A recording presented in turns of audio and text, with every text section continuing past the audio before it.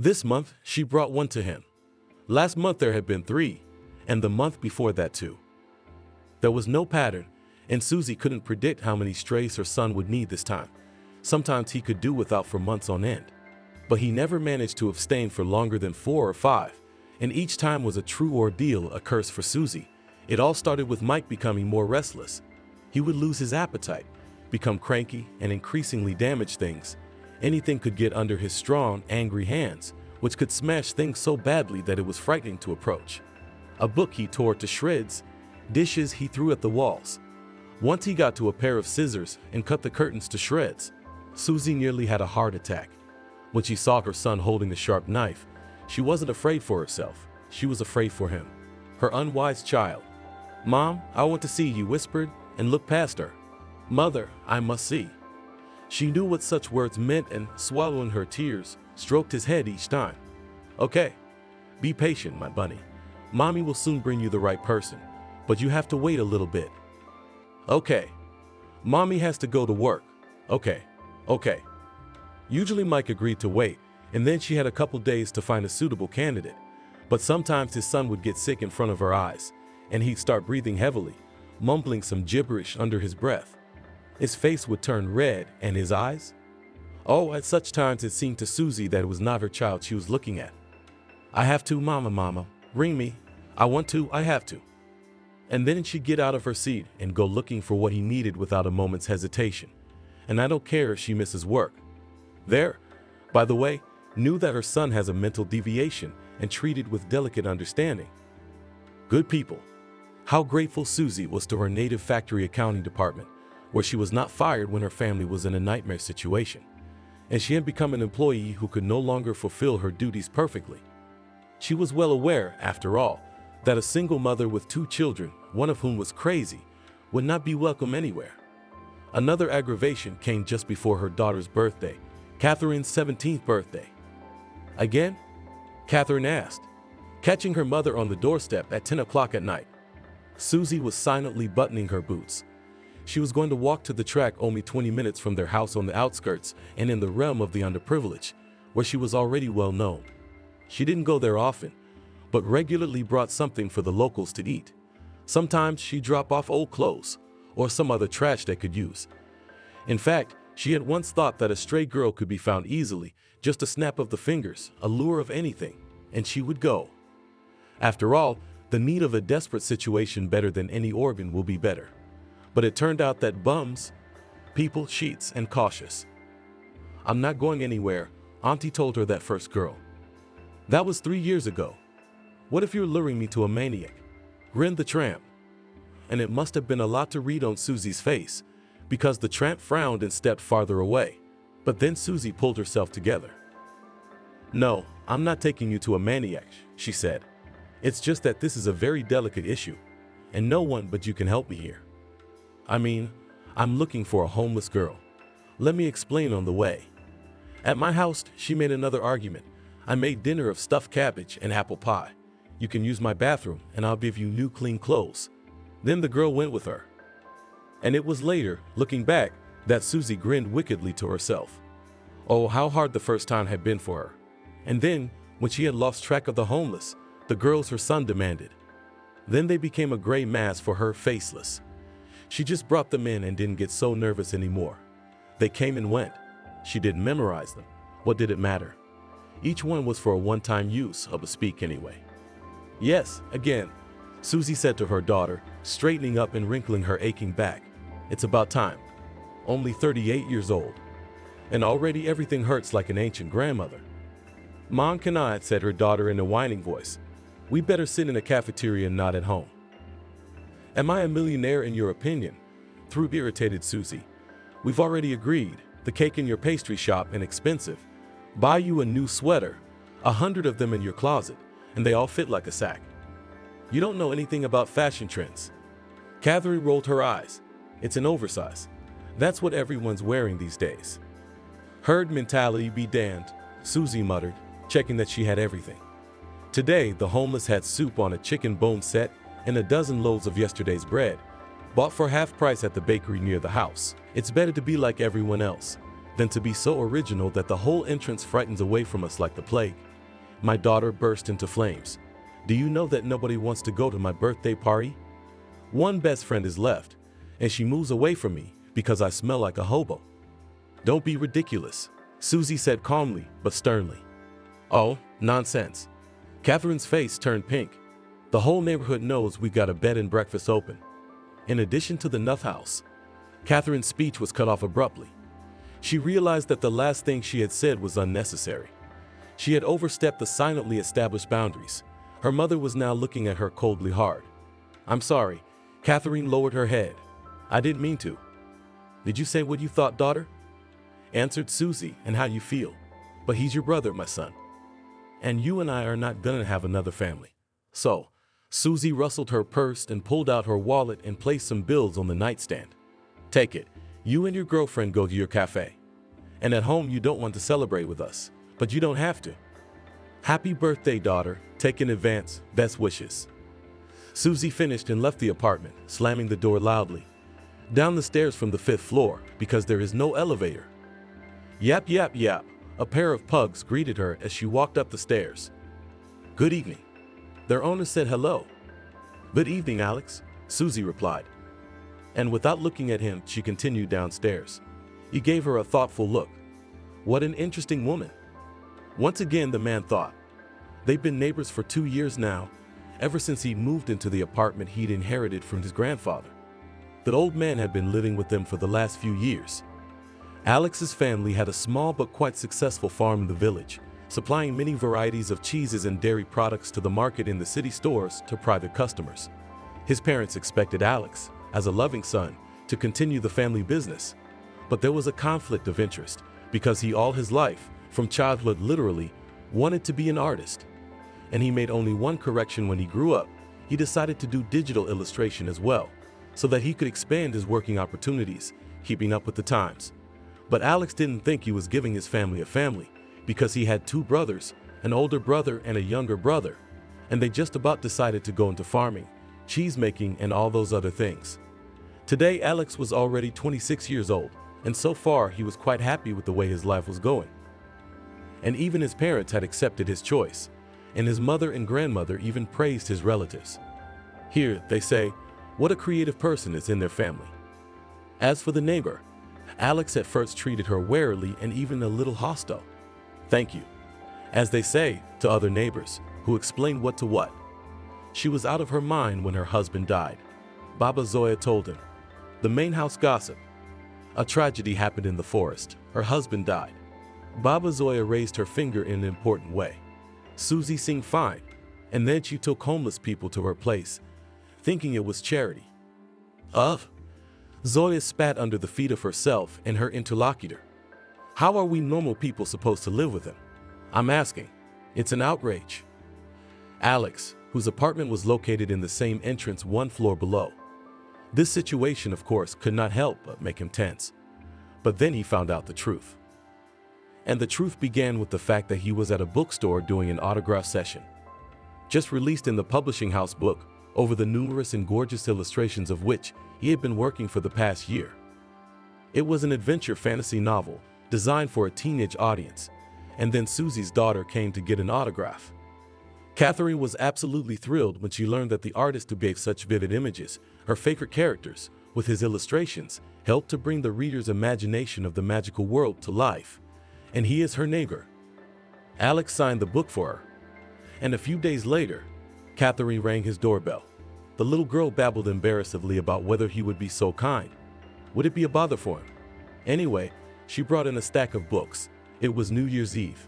And it turned out that Catherine wanted to give some of her friends an original gift, a copy of a novel, each signed and personalized with a personalized wish from the author of the illustrations.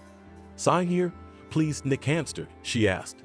Homyaku, the artist raised an eyebrow. An original surname. Yes, it's a nickname, smiled Catherine. He just loves pizza, donuts, chips. And here he has eaten up since the 3rd grade already like a hamster. He won't be offended. No, he's used to it. He's got a bit sense of humor. When the books were done, Alex invited Catherine to have tea with him. The girl's enthusiastic interest almost sparked the air around her, so Alex decided to be polite. They had tea. He showed Catherine his workplace, A table with a special slanted under the spoon for drawing, numerous paints, pencils, and sketches. And it is difficult to become an artist, asked the girl. Probably, you need to have a great natural talent. In fact, as they say in our environment, answered Alex, 90% of labor and only 10 talent. Do you paint yourself? Yes, Catherine nodded, embarrassed. I would like to be an artist, but my mom says that after school I should go to law school. She wrung her hands nervously. She doesn't listen to me at all. Your mom must be having a hard time. Carefully, the man said. And then somehow word got around, but Catherine told him how they lived, complained about her brother.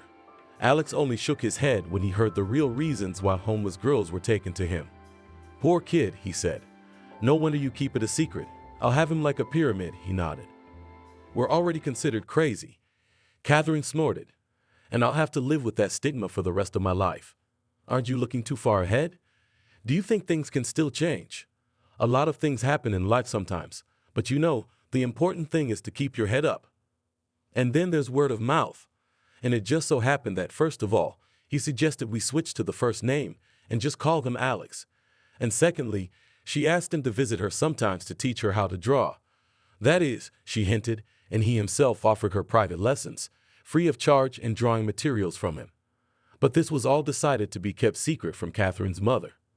The girl said that she would be against such visits and generally said that it was necessary to concentrate on school studies and not on pictures. Alex agreed to this little conspiracy because he remembered from personal experience what it was like to have hobbies in which you were not supported by your relatives. However, he tried to get closer, to be friends with Susie. But of course, without mentioning Catherine's hobbies or his friendship with her. And now they sometimes said hello, exchanged general phrases. Several times he helped her carry heavy bags from the store. And once, when her son's tooth suddenly collapsed at night, he drove them in his car to a 24-hour dentist's office. But it didn't work out much more than that. In the sense that Susie had kept a little aggressive and detached since her husband's death, not letting anyone get close to her family, and she wasn't going to change much about it, and he wasn't going to insist. This time she brought a newcomer. This tramp looked to be in her 20s or 40s. Her face was covered with wrinkles and dark spots. And on the way home, she told Susie all about how she'd gone to work to harvest the crops, but they didn't pay her, and how she had a flatmate, a drunken ex-millionaire. Susie didn't listen much. It was only the first vagrants that interested her. And then she began to see them as parts of the construction kit Mike liked to play with. Here we are, Susie said, entering the apartment and leading the girl to the door, her son's room. The key, the lock. Is he violent? The homeless woman sniffed her nose.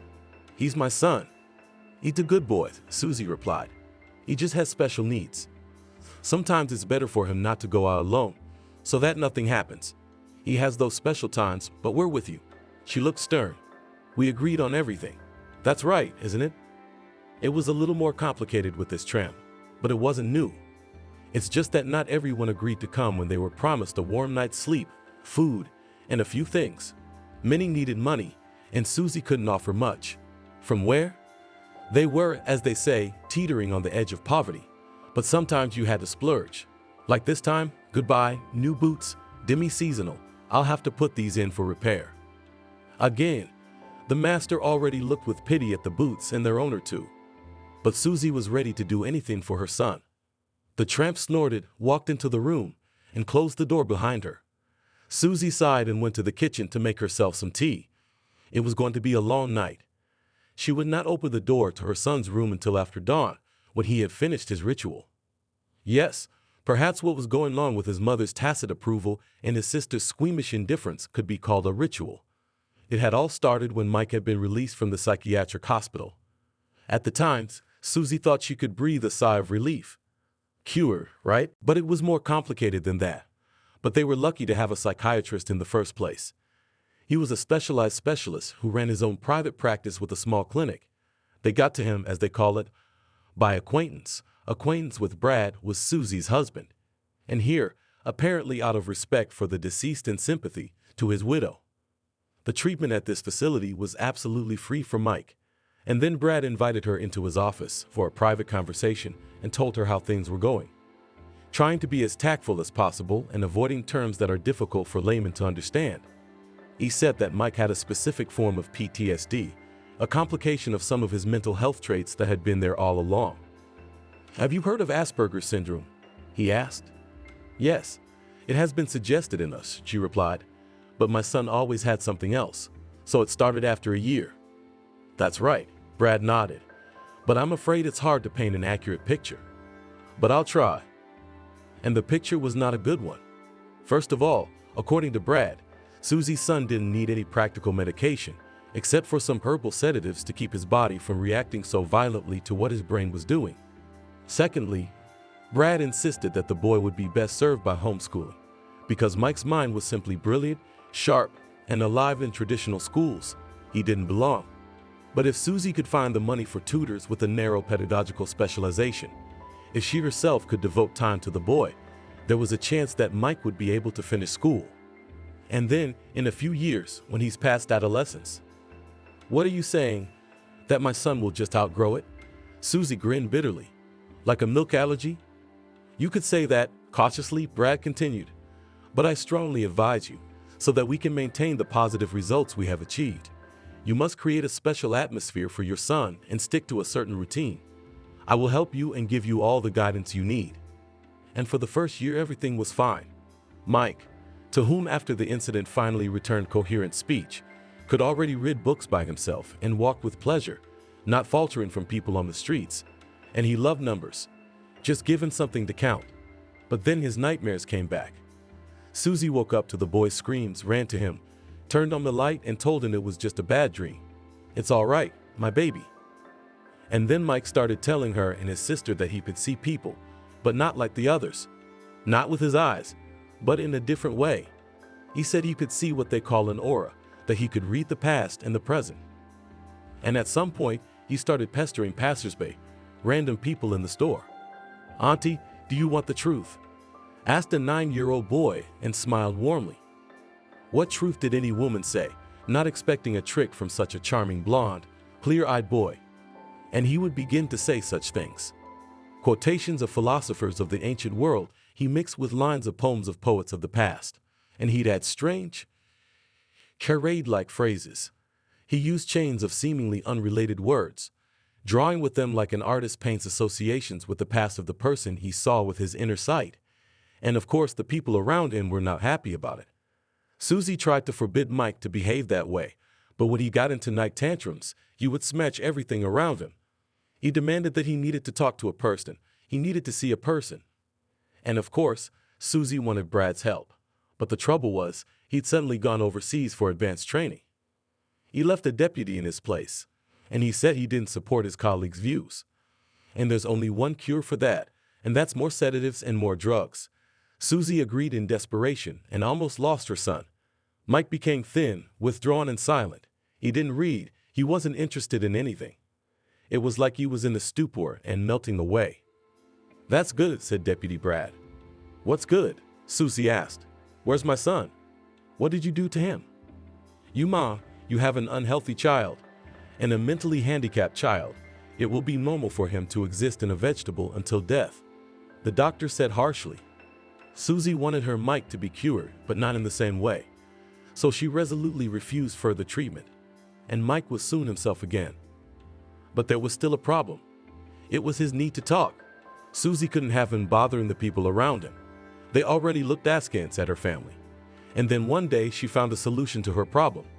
Just one day they went to the market. Sveta was distracted picking out tomatoes for a homemade slider, and Mike's mouth sniffed away. When Susie came to her senses and went looking for him, she was oh so scared, and how surprised she was to find him near the dumpster in the company of some homeless woman. She was sitting there, munching on a raisin bun, which, by the way, Susie had bought for herself and her children for tea, and listening to Mike's stream of speech. The first impulse was to grab, shake, and tell off. "You talk funny." The homeless woman grinned, showing the lack of front teeth. "And noisy how? You know all this about everyone." "Your boy, Mama." She turned to Susie. "He's mine," she answered absent-mindedly and clutched Mike's hand as tightly as if he might turn into a sparrow and fly away from her. "Take care of him," the homeless woman sighed. "They come into our world for a reason. They can see more than our ordinary people." Susie hurried her son away, but then he was calm again. He was relaxed, and at some moments he could even seem like an ordinary child. And then Susie's mind flashed like lightning. An idea came to her. What if she could find Mike some listeners from the homeless like this? What were they offered? Food, and they'll do anything you say. So she took a chance. And it turned out that Mike was very happy to have a listener like that. But there were nuances. First of all, he preferred to communicate only with women and not very old. Because, as he said himself, old people had long lives and too much to see everything. Secondly, Mike didn't want to talk to the same person twice. He needed a new one each time. At first, Susie thought of taking her son to the homeless, but she knew for sure that wasn't safe. And Mike wanted to talk for a long time. He rarely talked for half an hour. He could talk for 3, 4, or even 6 hours. That's when she decided it was okay to bring the homeless in, and Susie wasn't going to answer to anyone. In general, she was almost indifferent to the opinion of others. She had already heard where the grief came to the family, when there were among her neighbors so clever that they suggested, to surrender the insane son in an orphanage to have a chance to quietly bring up her daughter and happily married. What it cost Susie to keep from punching the unceremonious counselors in the face. He may be crazy, her daughter told her, but he's our psycho mom, and we're not gonna let him get hurt. Yes, Catherine, however tired she might be at times, Susie knew that. She loved her little brother very much because they were truly family. They were family, only they had each other. Yes, they were very lonely, painfully lonely. I mean, sure, theoretically there was kinship, but in essence. Susie's parents had been killed in a car accident long ago, back when Catherine was a baby. Her husband lost his father in childhood and was brought up by his mother, who after that tragic incident, her mother-in-law turned away from them. Just like that, she cut them out of her life. And the reason was hurtful, evil, unfair. And Susie always didn't understand. But how could it have occurred to her? The thing was, the mother-in-law was unwavering. Sure that Catherine wasn't her son's own daughter, that Susie had her on the side, just like Mike. And it was, of course, easily disprovable nonsense. Susie offered to do a genetic test to confirm the parentage. But her mother-in-law said she wouldn't believe it because it was all nonsense. It's your science, and you can fake the results. By the experts. Susie then literally laughed in her face, and she gave the last trump card, after which Susie thought that the mother-in-law, perhaps a little crazy herself. I've heard of telegony. Joan asked with a wry squint. I know that you didn't come to my son as a girl, that you were a whore before him. So yes, it will be known to you that if a woman, with whom she was before a man, from whom she had children, her children will be, in fact, from those first lovers of her Bragans, and not from the man on whom they were written down. What are you saying? Your eyes are rounded, Susie. It's a scientifically proven fact. Lips tightened, mother-in-law. Proven by whom? By whom? You know what, hissed Susie, who was shaking, so hurt by her mother-in-law. If we're talking about dissimilarity, it's Leo, who's nothing like you. I just don't believe that such an evil, mean, ugly aunt could give birth to such a kind, intelligent, and caring person. Joan froze then, her face contorted strangely. Susie even felt creepy, as if her mother-in-law's eyes had looked at her for a moment with different, alien, cold, almost inhuman eyes. And then the mother-in-law, as if she woke up, snorted in her usual manner and left. Then Susie's husband found out about the whole affair. He went and talked to his mother, literally took her by the hand to make peace with Susie. And it seemed like peace was restored to the family. And then that same summer, when they came from out of town to visit her mother-in-law for Catherine's summer vacation, the family's life was shattered by a terrible tragedy. Dawn found Susie laying her life on the table.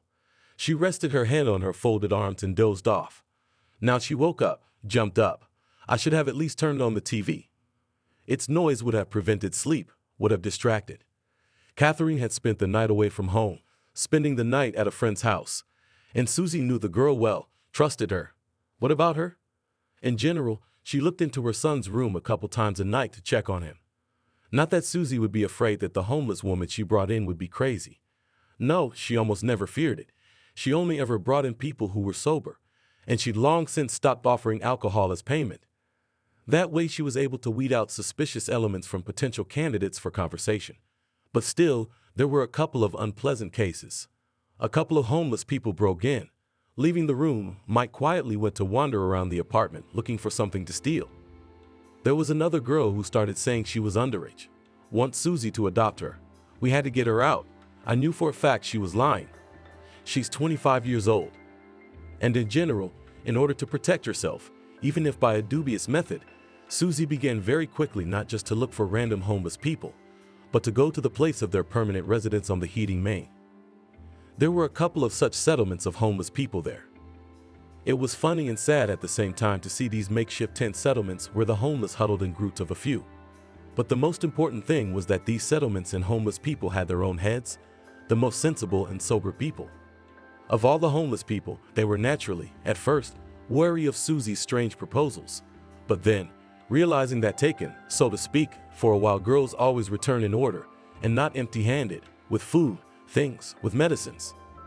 In general, these elders even began to recommend to her suitable candidates for her son. Naturally, Susie did not even hope that the homeless in their environment will keep everything that happens in secret. But here was the surprising thing. They somehow reacted to all this much more adequately than ordinary people. Well, a woman walks around looking for those who agreed to sit for a few hours with her son, who is a little strange and on the head says all sorts of things. So, and this is not a misfortune. It is possible to earn a living in this way. All the more that sometimes, as Susie realized, some of the homeless took something valuable for themselves from communication with Mike, whether he was making predictions or interpreting dreams.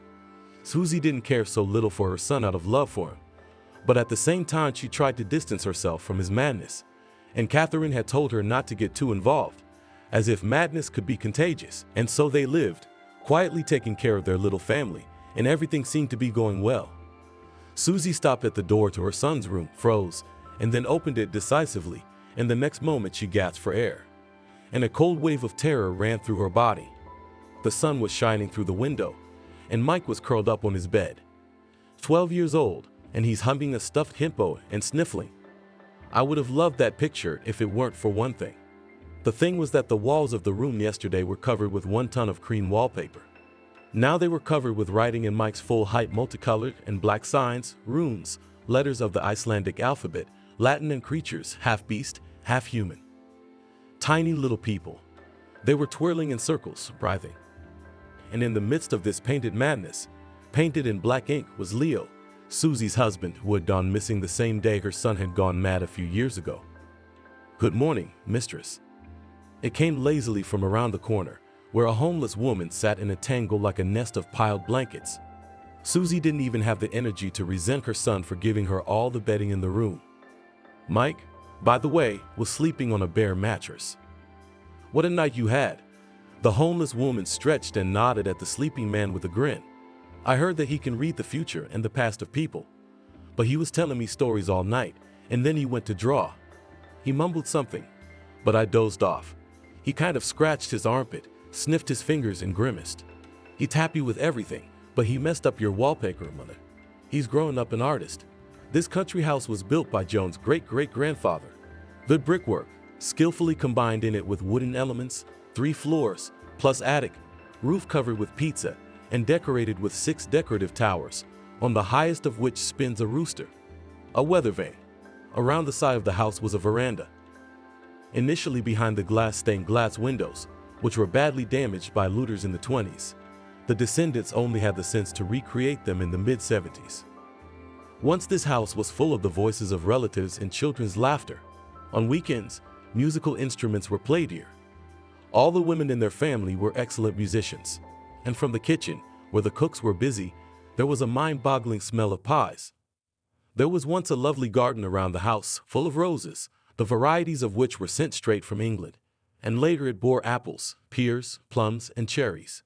They bore fruit generously, to the envy of all the neighbors, because the owners of the house and garden knew the secret of increasing the fertility of plants. But time passed, and little by little, the house and the family in it became lost, all the weight in society, its reputation for wealth, and even the strength of the bonds that bind them. Someone would call it a natural, alas, sometimes inevitable course of things, which according to the mysterious laws of the universe sometimes befalls some families. But Joan had her own most correct opinion on the subject, as she thought. It was all about the fact that over time her family had begun to forget to whom they owed everything they owed in time, respectfully thanked for what they knew how to do. It was all about the fact that the house was not built on a simple site, but where it was a hand's reach to the hidden world where the little people dwelt. Joan, when she was younger, hadn't really believed it. But when her husband died, when her relatives, one by one, who passed away, and who simply abandoned everything, betrayed tradition and left, that's when she realized that these are definitely not fairy tales, and anyone who broke the rules would be in trouble. And she couldn't understand it. How stupid are the people around her? Why can't they see the obvious? They knew about it in other places. Plenty of places. Take Ireland, for example. But progress has reached there too. And in the matter of ignorance, what killed the old days? You've held your ancestral traditions by the roots. And what, pray tell, could have been good about that? Joan had long been retired, but she was young in spirit and was not going to the other world yet, because there were still important things to do. It was necessary to take care of her family. The old woman was rocking quietly in a chair on the veranda when the window was open and the sunlight was pouring in. She had just made tea and was going to drink it with honeycomb. And then to knit for an hour, she deserved a little rest. And before that, as the smart head of her house, she remembered to put a saucer of milk around the corner by the back porch, because they liked to drink milk at sunset. And in her whole life, Joan could count the days when she didn't. But unfortunately, sometimes people in her family, wise, no exception, managed to mess with respectable relationships so badly that milk was no longer enough. And a chicken both buried and in the corner of the garden would not do. They expected more. They demanded a special apology. And the fool who didn't follow these centuries-old rules paid dearly. Joan blamed herself more than once for being so foolish as to let her son's wishes get in the way of her misfortune. And this is how it ended. Her son Leo, smart, golden boy, continued the family tradition and became a historian. Joan, who revered history above all other sciences, her Leo promised to be a great man, maybe quite like his grandfather, who had been a university professor until he was almost 90. But then Leo must have been spoiled by his mother and fallen for a nasty girl out of his league. But Joan had some good, smart girls in mind, and Leo could have been a nice wife. But he chose this one, and it was all her fault. She was the one who told Leo, "You're a grown man. Why listen to your mother? Do what you want." And he did, spent with his shamelessly friends, scientists, and these, for whom the ancient traditions are an empty sound, all sorts of archaeological excavations, ravaged the damp earth, disturbed the hills, disturbed those whose peace must not be disturbed. Joan begged me to stop, showed her great-grandfather's journals, told her what such mistakes would do to fools. But no one listened. They laughed and called her superstitious. And then, when one day Leo returned from expedition, where, as he said, they uncovered a mound with the burial of a powerful sorcerer, Joan realized that they'd reached him, and he called down a fierce misfortune on himself. And what else could a mother do? What else could a mother do but save her child? She didn't give a damn when she was about to bring disaster on her son and daughter. That wench of his, Susie, whom Joan had not consented to marry. But she couldn't let the same thing happen to her son, and she did what she had to do. But a little too late. Didn't get him out of danger in time. Missed the time, and those who came from the secret people called elves had once gotten to him. And that's when Joan realized what is actually a cruel trial, which they send as punishment to those who violate their peace. And she endured almost 3 years of torment, as it should be, as the ancient books say. But the third and final year was about to expire, and there was no result. That's when Joan realized they were more cunning and stronger than she thought. Fooled her. But she too, as they say, was no slouch. So Joan opened the safe, took out some gold jewelry and sold it in town. Her, taking advantage of the fact that she was a lonely old woman. Cheated, of course, paid much less than the real price, but she did not care. The main thing was that the money was enough to buy what she had already agreed on with one collector. He lived in Ireland, and he, out of respect for the memory of her great-great-grandfather and great-great-grandfather, agreed to sell her these books, antique and necessary items. A good man, many years of good health to him. And now Joan knew exactly what she had to do. The phone rang exactly as Susie closed the door behind the homeless woman and was about to return to her son's room. Mike needed to be woken up, fed breakfast. She decided not to say anything to him about what had happened. Maybe he didn't remember what he'd done. And even if he did, maybe she shouldn't have indulged him so much. Maybe it would have been better not to cancel the medication, just reduce the dosage. But Joan was distracted by the phone. Yes, she answered it without looking at the incoming number, and her eyes rounded because it was her mother-in-law, with whom they had not spoken for a long time. Catherine sat defiantly, having picked up her legs on the seat and jammed the phone on her ears, headphones, and even through them you could hear that she was listening to her favorite heavy metal. Susie had a theory that her daughter should watch less horror movies and listen to less rock. Then maybe she wouldn't be so nervous, but she kept quiet about it. So, things hadn't been great lately. And while Susie was familiar with the theory that there was such a thing as teenage rebellion, it didn't make it any easier, because whatever rebellion a teenager had, and they should realize that a family needs to stick together in tough times, it was as if Catherine was purposely trying to hang her mother out to dry 24/7s. She made excuses when Susie asked her to do the dishes, take out the trash, and clean the apartment, constantly nagging for pocket money too, for clothes, for expensive stationery. She rolled her eyes when flotsam pasta or chicken stew appeared on the table. "I want rolls. Why don't we order pizza?" Catherine could start whining. And Susie had the urge to send the insolent girl to her room without dinner and deprive her of sweets for a week. She couldn't do that to her girl, and she held on. Even tried from the meager family budget, from which it was still necessary to allocate regularly to repay the loan. Tried to please Catherine with something, because young years, so let them be good memories, not one need. And now there was a new cause for conflict. Susie, Catherine, and Mike were taking the intercity bus to visit Joan's grandmother and mother-in-law. Susie at first could not believe her ears when she called to apologize for leaving them, not supporting them for so many years, and then confessed that she really wants to return everything to be a family again. And the mother-in-law also said pitifully, saying that her heart had been bad recently. Then the ambulance came, and the whole life flashed before my eyes. And now that I realize how fragile human life is, I decided to reconcile. "Mom, why do we have to go to her?" Gesticulating vigorously, Catherine protested. "She left us when Dad died.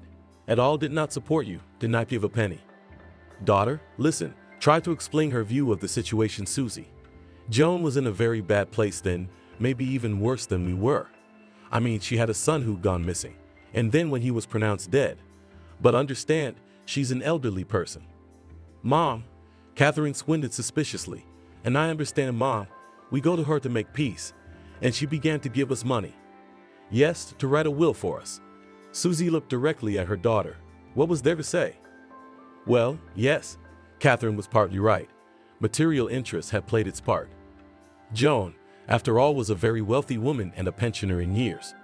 She could really support a small family now, as well as legal bequest in favor of, if not a widowed daughter-in-law, then at least grandchildren. As it happened, Susie had inherited nothing from her husband.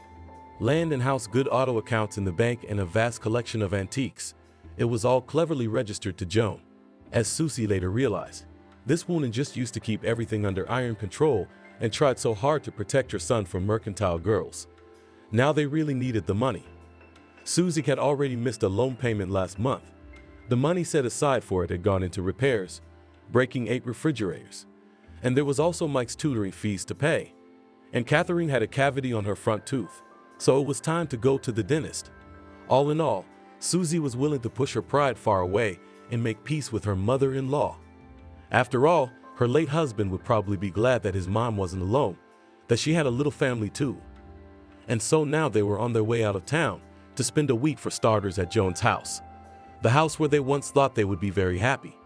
Creepy, Catherine commented, the scenery outside the window. Susie shrugged her shoulders. There was plenty of wildlife here, and there were forests full of berries and mushrooms. True, tourists there were told to walk carefully, lest they invent into swamps or run into wolves and rats. Mike, to his mother's great relief, behaved quietly. He didn't pick on strangers on the bus, and right now the boy was immersed in the book Fairy Tales, as fairies were also called in Victorian England, Scotland, and Ireland. This richly illustrated book had been brought from somewhere by Catherine. Susie didn't like the theme of the book. It had personal dark associations, but her son had latched onto it like a cancer with his claws. What was there to do? That's where they'd live all of a sudden, Mike said. He poked first at the spread of the book and then out the window at the woods. Susie threw a glance at the book. There was a winged little man in a cap on a dark green background. Only it didn't look like a bit of fairy. It was a freak, to put it bluntly. Deformed, with broken arms, legs, or paws. And it grinned. Susie turned away. I wanted to believe that this book wouldn't give Mike nightmares. He didn't have nightmares without books like this. This book of fairy tales was strangely comforting. Finally, the bus stopped here. From the stop, it was possible to get to the village or dacha communities. And if you walked a little farther, you could get to Joan's house. Susie was the first to move down the aisle. She worriedly sorted her bags from her luggage into the compartment. Someone hadn't mixed up the stuff either. Catherine, keep an eye on your brother, she commanded, already getting off the bus. Yeah, Catherine responded, and without taking off her headphones, pulled Mike's seat. They're over there, said the boy, poking his finger animatedly at another book where a poor shepherd was drawn. It was an illustration in a fairy tale that told of how he had been attracted by the songs and the scent of a treat, left his flock behind, entered the lights as a trophy and spent the night there, making merry by dancing with them. And when he returned the morning to the field, he did not find his herd. When he came to the village, he found out that it had actually been 100 years. They took Daddy away, said the boy with a serious look. Aha, responded Catherine, who did not understand a word of what her brother said. She had heavy metal music blaring at full volume in her headphones. The house was just as Susie remembered it. True, it had fallen into considerable disrepair since then. It wasn't surprising, though. After all, judging by the rumors that had come to light, Joan had taken to living the lifestyle of the ultimate recluse. The porch creaked on the fourth step, and Susie felt that echo of incoming tears. She hastily lost her eyes, pretending to get caught up in the rush. On the eve of his disappearance, Leo had promised that he would fix the porch and that they would meet in the evening for tea on the veranda with blackcurrant jam. It was for berries that she and Mike went that fateful day. And years later, Susie blamed herself. But no matter how much her heart ached, no misgivings.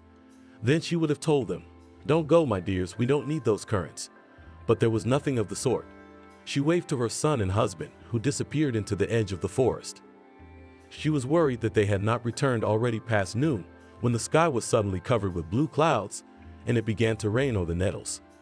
And in the evening, when they had already called rescuers, they asked for help in the search in the village and at Dacus. The storm played out so badly that it seemed that centuries-old pine trees would be ripped out by the roots. They searched for them for a long time. People were combing the forest, search dogs were yapping, flashlights flickered, rescue helicopter blades whirred. Susie's heart nearly jumped out of her chest when her daughter burst into the summer kitchen and shouted. They found him, except they only found Mike. The boy had turned up at the edge of the swamp, frozen, barely alive from hunger, scared, shivering. And then he broke down, fell completely into his madness. Leo kept looking, but then the locals were the first to give up. There were rumors that the local swamps were almost cursed, that cattle and unlucky hunters disappeared there. Mom. Her daughter's response snapped Susie out of her painful memories. Mom, do I have to carry all the weight? Her daughter stood pouting by the bags. Susie went to help. Joan met the family, and there were hugs, spills, and tears. A lot of awkward phrases were said, which must be generally peculiar to relatives who had not spoken to each other for a long time and then decided to restore family ties. As Joan's age and health did not allow her to take care of the house and grounds, it looked as neglected inside as outside.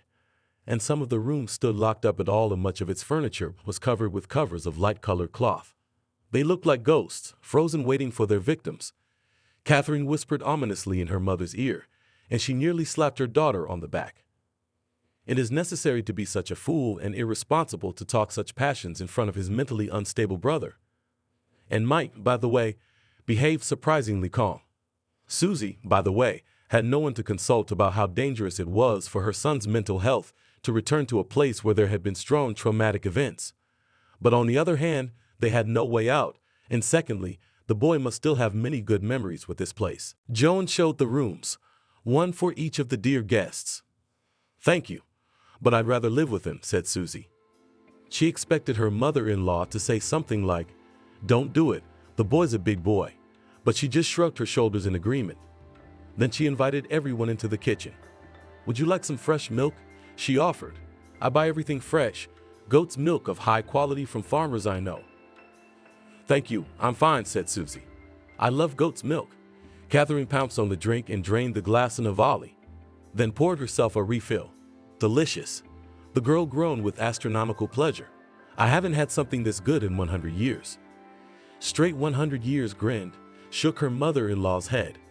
The sun was still high, and so Catherine begged her mother's permission to go for a walk. Susie absent-mindedly agreed. She was preparing herself for a difficult conversation with her mother-in-law, who needed to be briefed on Mike's condition. Susie decided that it was definitely not worth talking about his sessions with social personalities, but it was better to warn her that he was a withdrawn boy who sometimes woke up with nightmares. So it is better that in front of him there are no sharp noises and so on. And contrary to her expectations, her mother-in-law reacted normally to all this. I know, she said. Mike's not an easy kid. He's been like that since birth. No, Joan, not from birth. The light sighed. It started when he was a year old, when they realized he was a little late for his age. She just sighed and waved her hands. I mean, me and my whole family are healthy. No abnormalities in that regard. And it's just like I've been switched at one moment, and that's it. Yeah, I know, Joan nodded like a switch. But you know, honey, it's good to know what's going on and what to do about it. For a few minutes there was silence between them, somewhere far away and very quiet. A mouse seemed to be hiding in the underground. Well, dear, smiled cheerfully mother-in-law. Tell me, how are things going at work? Susie smiled. This was the easiest part of the conversation she had planned for the near future. She started talking about how she worked as an accountant. Yeah, sometimes remotely. It's an established team. But recently a girl student came to them for an internship. Catherine walked along a dusty ribbon path and stretched across a flood meadow. And with nothing to do, pounded the high traumas, picked up a stick somewhere. This sucks, the girl thought, dragging herself to the middle of nowhere to be stuck in a gloomy house with a crazy old woman who had never heard a good word from her father since his death, probably afraid that not today tomorrow will fall infirm in a nursing home, so sucking up. However, not everything was so simple, it seems, and Catherine could not understand why she became so creepy when they entered the house, and the grandmother closed the door behind them as if they were trapped. And over the windows hung sprigs of mountain ash, and in the door jamb, it seemed stuck a knife, and in the bouquet of wildflowers that stands on the table in the living room added wormwood. Who puts wormwood in a vase anyway? Catherine wrinkled her nose. Maybe Mom's right. She'd seen too many horror movies and her nerves were frayed. Oh, Catherine froze like a mesmerized, looking at the surface of the meadow grasses wiped out by the wave and under the wind. But they were still moving, as if something was scurrying across the bottom and straight toward Catherine. Is it a gopher snake? Although it had to be an anaconda. But before the girl could think of any more grass fauna, a snout popped out, and another one appeared. Fifa? Confusedly asked Catherine, and she herself did not understand how, but recognized the neighbor's dog literally in the face. Louis, she said to the second dog, how did you get here? Where's your master? I'm here from a sea of grass. Alex popped up, and raising his hand above his head, waved a red plastic disc. We were playing skeet, so I threw it with all my might. I couldn't find it. I'm visiting my parents. He waved his hand in the direction where far away could be seen a scattering of village houses. What are you doing here? Catherine knew that a modern young girl should be strong, independent, and even more so not to brood, not in the presence of men. But right now, she felt like what she was, essentially confused about her relationship to the world and her mother by a teenager with some serious and even ominous anxieties heaped upon her beyond her age. And she told me that they were to flatter herself in front of her grandmother, who was inexplicably in over her head. Be strong. Alex gave her a friendly pat on the shoulder. You can play with us. I'm not enough for these two teddies with a propeller. Catherine was very grateful to him for not pouring a wave of pity on her, but just supported it like a boy and offered a concrete case to distract herself. They had a good laugh and chatted about everything a little and agreed that they would meet again. How was your teacher? Alex joked goodbye. I didn't let you take a vacation from art lessons. What are we going to draw this time? Catherine asked. Shadows, answered Alex, looking at the sky. The colors, which gradually began to acquire shades of shadows. The contrast of light and darkness sometimes tells us the most important things. But in general, The next few days passed in Catherine's opinion unimaginably boring. On the plus side, though, her mother, at least, was so busy talking to her grandmother that she didn't have time to work her daughter through what she should do with her life after graduation next year. But what Catherine really didn't like here were the nights. In her mind, she knew it was just a stress reaction. Yeah, plus it's an old house and all sorts of creaks and rustles are common. But how eerie it was to wake up in the darkness when the room was flooded with the ghostly cold light of the moon and almost in its shadows, as if there was something alive watching them with evil intent. Sometimes it seemed to Catherine that someone was sneaking down the corridor or peering into her room. Sometimes she heard someone moaning somewhere. But then came the morning, and the girl had breakfast with a big appetite, which a grandmother was not to take away, so it is the ability to bake pies, and ran off to walk in the neighborhood. It was doubly easy, because in the barn she found an old, but still quite on the move bicycle. It became quite suitable for traveling, when it literally in a couple of hours fixed, where and how Alex, he by the way, Catherine often complained about the family circumstances. I'm sick of her, rolling her eyes shared the girl, all pestering me to salt the food. And I have explained to her 100 times that I will not, because I'm on a diet without salt. Maybe I should be kinder, she added, with a heavy sigh. It's just that grandma is old, doesn't understand anything. Of course at that time from the care of myself only cucumber masks were. No one ever heard of body diets. You should learn the history of everyday life. Alex grinned. I can give you a list of suitable literature. You'll be surprised. It had been 5 days of visiting.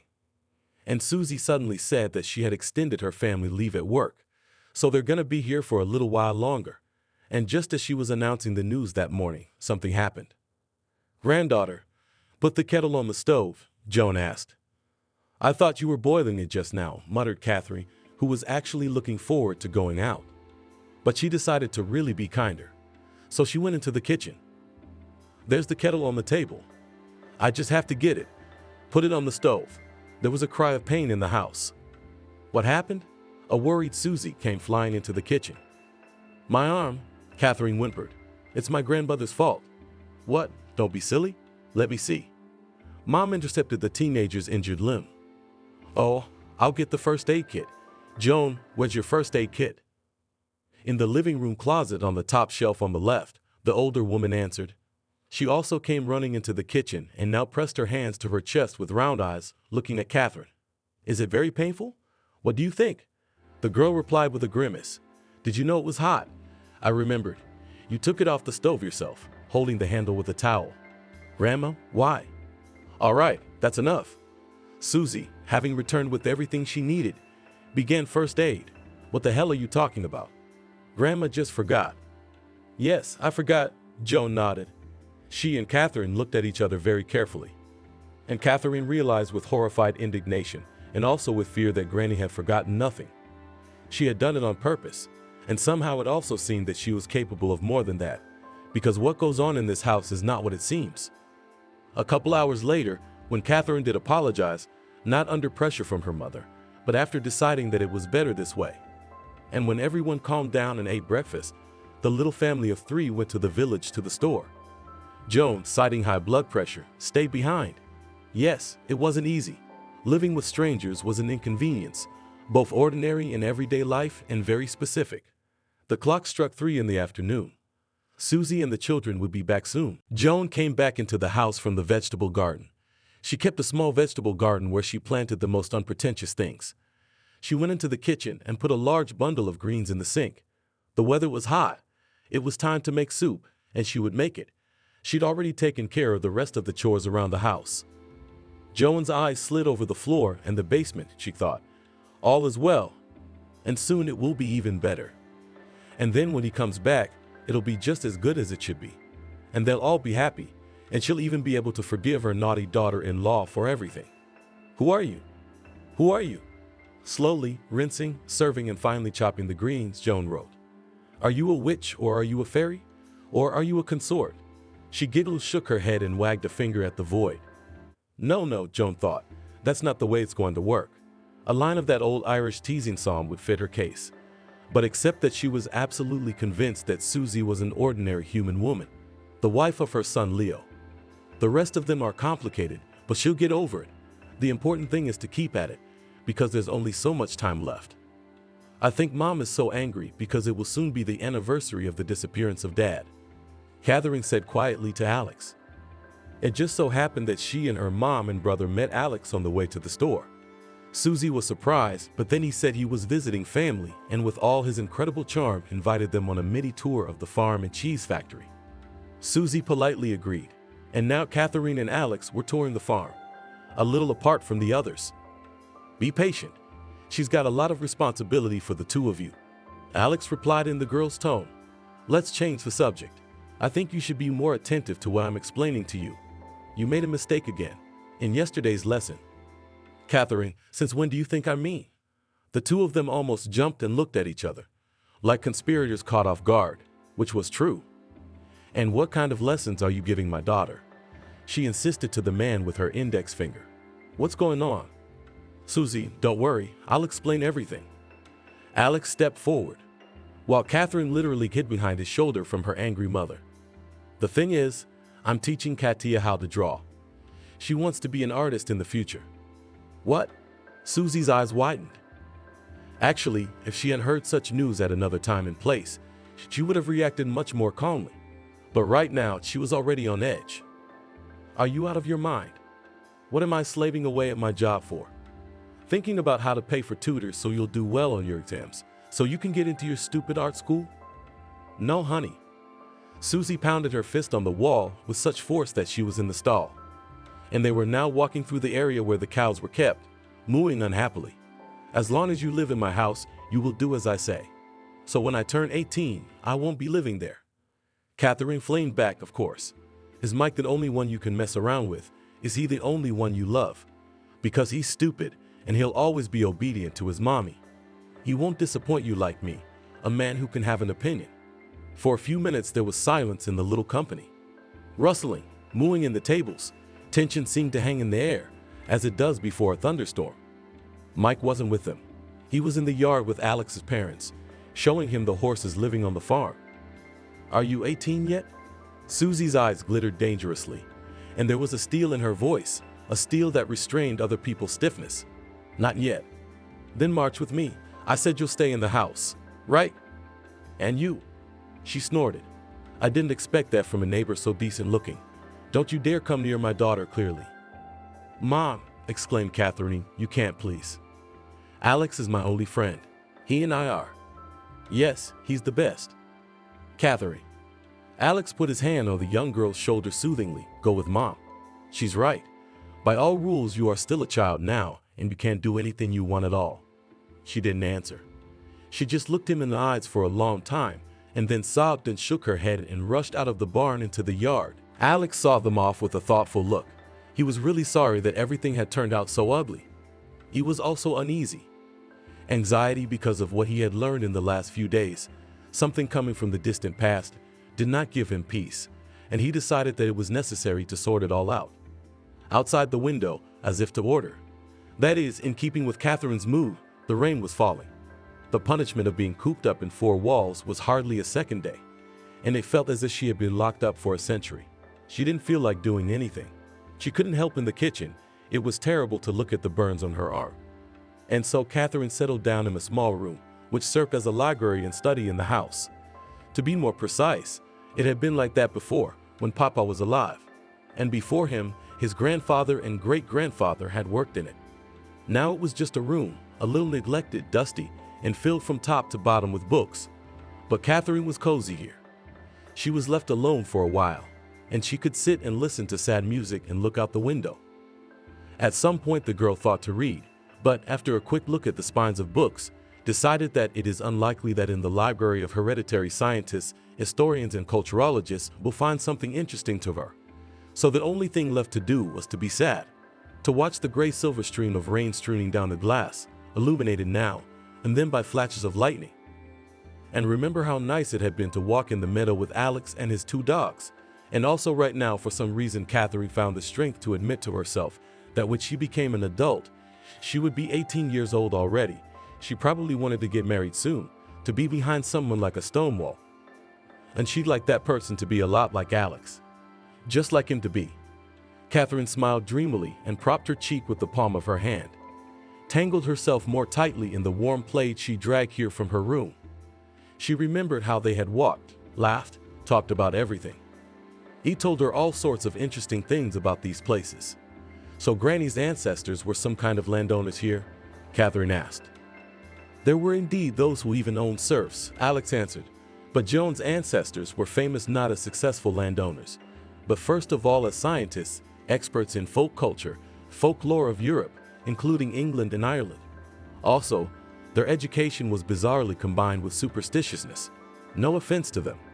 Granny probably believes in the housekeeper. Catherine grinned. I've seen her leave a saucer of milk outside the house. In general, that's how they pay the housekeeper. Alex said thoughtfully, but in this family more honored always small people. And who is it? Asked the girl. They have many names.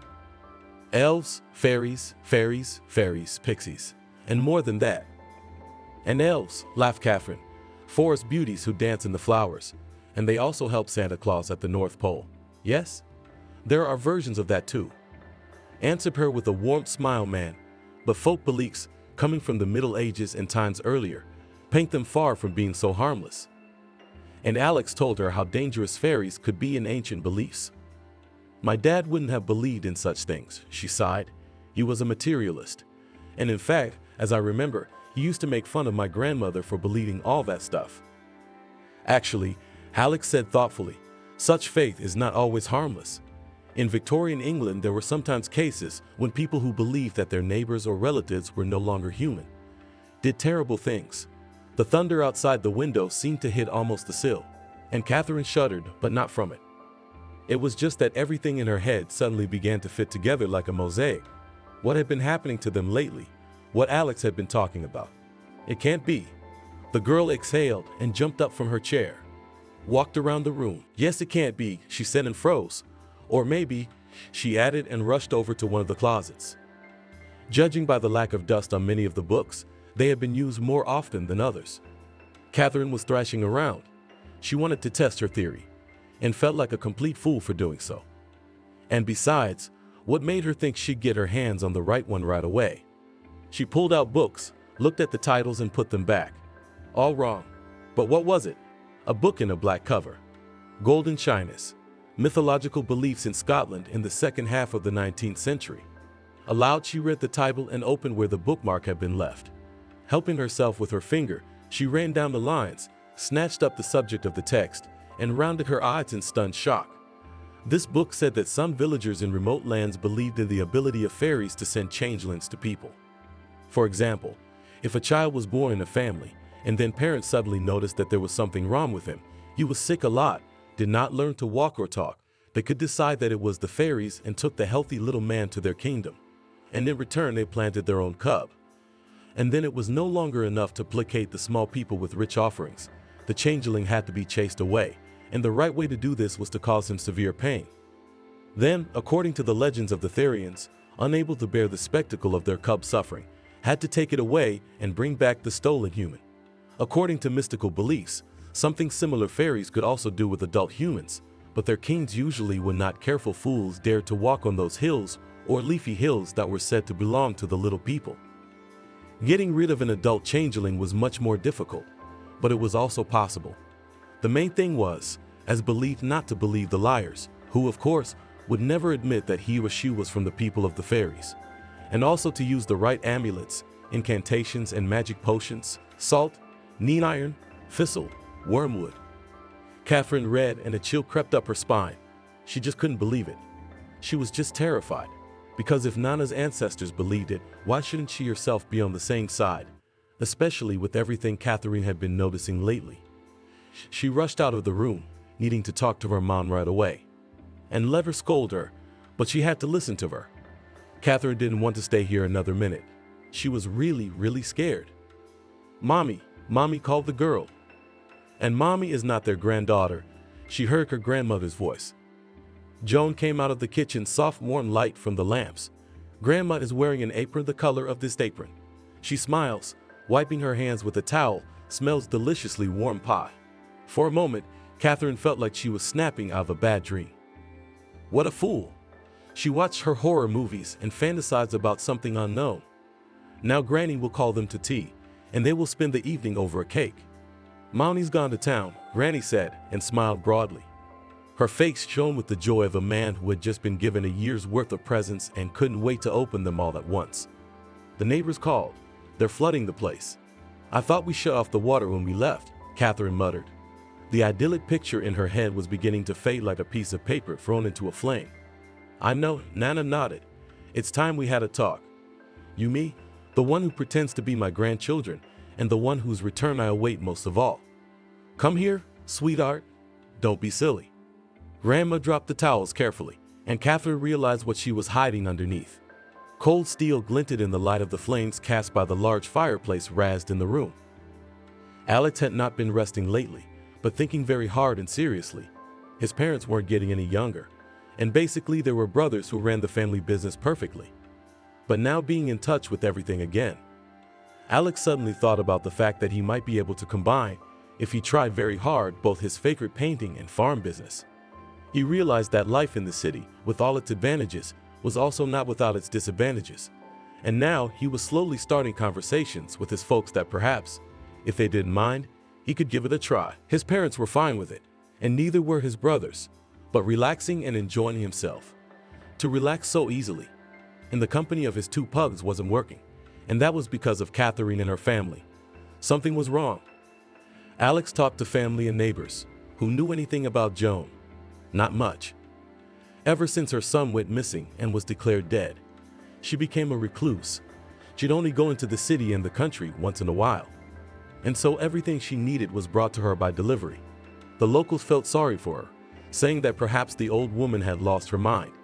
It was the second time in her life she'd suffered such grief. The first one happened when Joan was a little girl, when her mother ran away from the family with her lover. She sent word afterwards, but it didn't make anyone feel much better. And Joan's grandmother was alive at the time. She wouldn't let the child rest. She said that her mother did not just run away, but seduced her by a native of the people of fairies and took her away to a magical land and enchanted her. Then, of course, when Joan got out of kindergarten age, she stopped believing in this nonsense. And her own grandmother, by the way, ended her days as a mad woman, and some people said it was hereditary. In their family, everyone experiences grief differently, shared with Alex, one of the neighbor's Angs, from whom Joan, as it turned out, several times a year bought honeycomb with honey. "Sometimes we remember we stand Leo, what a good man you was." And she'd say, "Why not?" as if he were still alive and well, and she'd seen him yesterday. There you go. Alex never thought of himself as paranoid, but something about this picture always confused him. What Catherine was so afraid of at night? Why was Joan so nervous about what she was saying? So one day the girl was sent for pickles for dinner. In the refrigerator the jar was empty, and she decided to go down to the basement. After all, it is known that significant supplies are usually stored there, so she went to where there was a hatch in the floor. When she saw that it was locked, she wanted to go and ask for the key. But then her grandmother came flying up. She yelled at her not to touch anything in the house. Then Granny held the lock and smirked, covered the cellar lid with a mat, and said that the cucumbers were still there, just standing in the other refrigerator. There were two in the kitchen, and Catherine forgot to look in the second one. It would seem like an ordinary episode like this, but what was wrong with it? "She eats for two," Catherine once said. "She said I was the one who needed to lose weight. Sometimes she'll put 2 plates on the table. When we have already eaten, then she looks at us so strange and removes the extra food, mumbling that she messed up. But I once saw her sneak a bunch of cutlets into her room. Anyway, Catherine's given up. We're living in a madhouse.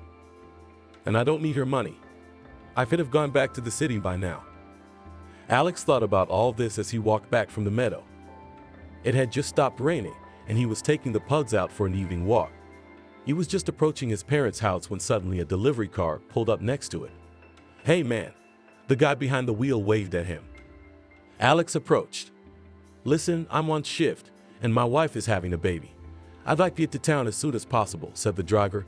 "You're a local." "All right," he continued. When Alex nodded affirmatively. "Could you pass the order then? It's already paid for." "It's fine. Joan, you know her? Here's the order." The guy jumped out of the car and handed Alex a package. "What's this?" he asked. Nothing criminal, he chuckled. Courier. Men's clothes, some home clothes, also a collar and a chained dog leash. But thanks to you, man, you helped me out. Alex stood confused, looking at the package in his hands, then in the direction where the order was to be delivered. And then something clicked in his head. Dad, he called his father from the yard and handed him a leash of pugs. Dad, I have to run. Get some help. It looks like a man's been kidnapped at Joan's house. Dad, get some help. And Alex ran. Consciousness came back hard and jerkily, as if she were trying to assemble the colored glass, slipping from her fingers into a stained glass picture. It was cold, stiff, and before she even opened her eyes, Catherine realized she was lying on something hard. She wanted to jump up, but her legs, as well as her hands, were bound tightly. Everything was blurring before her eyes, bright spots dancing. Oh no, she was just looking at the flickering flames. How many of them were there? Candlesticks, antique-looking lamps, and a fireplace. The girl realized she is still in the parlor, but now she is lying helplessly like a game prepared for a feast, on the big table with a gag in her mouth. She woke up, the pale, gaunt face of her grandmother looming over her. From behind the lenses of her glasses, it seemed that she had not two but four eyes, and they looked unkind. Shut up, she said, wagging her finger. When Catherine was protestingly silent and lingering in her boots, and then she saw her brother. He was sitting on the floor and was also bound, only his hands were joined behind his back. And then Catherine noticed another figure, and judging from the posture and immobility, though she sat on the floor, she assumed it was also a captive or captives. No, it's not Mom, answered the grandmother to the question, which the girl from behind the clip could not voice. Do not be afraid, I really sent her to the city, and she will stay there until morning. The buses don't run at night. No, we don't need her here. When will she be back? Granny grinned and wiped her tears on her granddaughter's face. That's when it'll all be over. Catherine would have squealed with horror, could not, and, it turns out, the grandmother planned to get rid of them. And then Joan, as if she had read these thoughts too, spoke again. And what she said made Catherine freeze and listen, in astonishment bordering on disbelief, because it all sounded like something that might have happened a couple centuries ago in some backwoods place, but not in the modern world with educated people. I knew right then that they had taken him, my boy, my only son. They took him and sent a stranger to replace him. They thought they tricked me, but how can a mother's heart be deceived? She grinned and shook her head. A changeling. I realized I had to save him, and the opportunity presented itself. I followed them when they went to pick currants, remember? Actually, I thought Leo would go alone. It would have been easier that way, but I had to go to a lot of trouble for this little rascal. In Granny's hand was some kind of carved wooden rod. It was studded with colored stones, and she waved it in Mike's direction. He was the first changeling. I thought I'd make a quick buck, only he was tough. He took off running. I thought he'd stay in the woods. He'd die there. But where have you ever seen a fairy's offspring disappear into the woods? He came out, but after that, he got all weird. Well, it happens, but I'm the only one who can take it easy. The main thing is that I had my son with me. Why should I return other people's children when I have my own? I know what you're saying. Joan wagged her finger at Catherine. My own grandchildren. I don't believe it. Your mother was a whore. But I forgave her. I forgave her for my son's sake. And if he loves her, let him live with her. He'll be a father to you. I mean, not to you. Joan stood still for a couple of minutes, frozen, bowed her head, thinking about something, frowning. 3 years is exactly how long it takes to get Fairy to take the changeling back. Yes, to get the man back from the enchanted realm. Ah, the things I've done. I've tried everything I can think of to scare them into giving me Leo back. But the changeling just won't budge. Well, that's all over tonight. Somehow Catherine managed to push the gag out of her mouth, and her first impulse was, of course, to scream for help. She would have. Only what's the point if you're in a house that stands far away from any other dwelling? And then Granny would definitely put the gag back in place. And this way, Catherine realized she had a chance to figure out what was going on, because it might be useful for rescue. But Daddy was missing. He was lost on the moors. He's dead, the girl whispered. Silly girl. Joan walked over to the mysterious figure who was also sitting on the floor. She was dressed in a hooded robe, and her head was covered by a hood. Your father is the one who agreed to assume kinship with you. He's alive. The fairy stole him and sent this instead." With those words, Granny pulled the hood off the figure's head, and Catherine froze. It seemed to her that the room had run out of air, that her heart had stopped running, for it was her father Leo. The hair on his head was badly grown back, his gaunt face hidden by a beard. But it was definitely him. And he recognized her. Catherine's gaze darted over his hands and feet. They were in terrible marks. What had been done to him? And who was the one who was still in this room? His own mother? Was such a nightmare possible? And right now, the grandmother was colorfully listing all the herbal potions, the supposedly magical potions she was feeding her captive in hopes of driving the changeling away. She listed all the ways she tried to get Fairy to come after her tribesmen and bring back the real Leo. "Daughter," suddenly Joan's captor said. His voice sounded dry, but it was full of tenderness, of boundless fatherly love. "Daughter, son," he looked now at Mike. "Everything will be all right." Leo's face contorted strangely, and Catherine realized he must be trying to smile, but he'd forgotten how to do it. He wasn't good at it. "It's going to be all right," he said. "How you've grown." "Shut up," Joan said. "You damn brat. How dare you hold the guise of my son? But nothing. For 3 years I've put up with you. But now I will make your tribe undo what they have done." In the books, her voice grew quieter, and the hand free from the rod stroked some old volume in the books of the ancients, said how to solve my misfortune. On the night when the deadline for the return of the changeling expires, must call the fairies and make them take away what belongs to them. It says it all. There are ancient rules. Are you kidding me?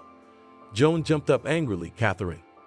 Yes, just the situation for humor was not suitable at all. But the girl was literally shaking with laughter. It's just that you're talking about returns like you're gonna return a defective appliance to the store. But you know, the period for the exchange of goods and all that. Catherine stopped laughing only when a slap fell on her face. Tears rose in her eyes, not from resentment, but from pain. And a nasty metallic taste appeared in her mouth. Daddy whispered the girl was crazy, stupid. She was not afraid to look, without averting her gaze, and said what she thought. What kind of mother of her own son will kidnap and ban like a maniac? So he, Daddy. Do. Catherine finally full. The meaning of what happened came through in all its colors. He's been here all these years. Did you keep him in the basement or the attic? The basement, Grandma answered. You can't keep a changeling in the attic. He could grow wings and fly away. And I wasn't kidnapping, I was rescuing. Because she's the one who pointed her hand in Leo Fairy's direction. He's just pretending to be human. But tonight it ends, and I can force him to give me my son back. He'll just disappear. And my son, my Leo. Joan sobbed. Tears streamed from her eyes and snot from her nose. But she didn't even try to wipe them away. They'll come back to me, come down from the hills, come out of the woods, and we'll live happily ever after again. And my grandchildren will come back to me as little and pretty as they were. And how will you do that? Asked Catherine, feigning sincere interest. She suddenly remembered that in the movies sometimes the protagonist of the main character forces his opponent, the main villain, to reveal all his terrible plans, and so drags on until help arrives, but only on whom they had to hope in this situation. Catherine was afraid there was no one, unless it was morning soon and her mother would be back. But she knew it wouldn't be morning soon. How are you gonna make him? I mean us changelings to leave, if you couldn't handle it in 3 years, and somehow you didn't catch us like him. You wouldn't have made it, Joan shrugged. I couldn't keep track of 3. And then I didn't care that you existed. What I really want is Leo. You're asking how I get you crafty elves to go away and give me back my kin. Joan, walking over to the fireplace, tossed more logs into it. The ancient books say that if no remedy has helped, then it is necessary to use the fire that answers the evil, and the flames that embrace the fairy in a moment will make the cursed creature disappear. True, it is still said in wise ancient books that this method should be used if nothing else does not help. And I think that's the case here. Time is running out, I must get my son back. And with these words, Joan lowered into the fireplace a rod, which, it turned out, was a torch. She held it confidently, and the glow of the flame was reflected in her eyes. So, who should I start with? I guess with you. Nasty little fairy, she said, moving closer to Catherine. A naughty, nasty little fairy. Not only did you take the form of my granddaughter, but you ate all the strawberries from my garden 3 years ago. It all seemed so unreal to Catherine. Is this really happening to them? And her father is there, exhausted, shackled in arms and legs iron, but alive. And is her grandmother coming to her now? She may not be perfect, but she's still family. And she's getting ready to use fire to make her disappear. Because, you see, she's a fairy. But before the irreparable could happen, the door to the house suddenly burst open. It was literally broken down, and on the threshold, in the light of powerful flashlights, Catherine saw Alex. Behind the backs loomed a few more village men. Further events over the next few days and weeks merged for Catherine and her family into a stream of events, motley and as whimsically jumbled as glass and kaleidoscopes, assembling into a variety of pictures. The people who took Alex's word for it and risked going with him were shocked by what they saw with their own eyes. Leo was rushed to the hospital. He was in a terrible state, but as the doctor said, he had no life-threatening injuries, and even his mind was still intact. Susie just fainted when she found out her husband was alive. And what happened to the children? But the most striking and startling change was happening to Mike. It turned out that what had happened had hit him like repeated severe stress, a terrible trauma. And it was as if something had clicked in the boy's head. After that, his mental health began to improve at an astonishing rate. Joan was referred to a mental health clinic.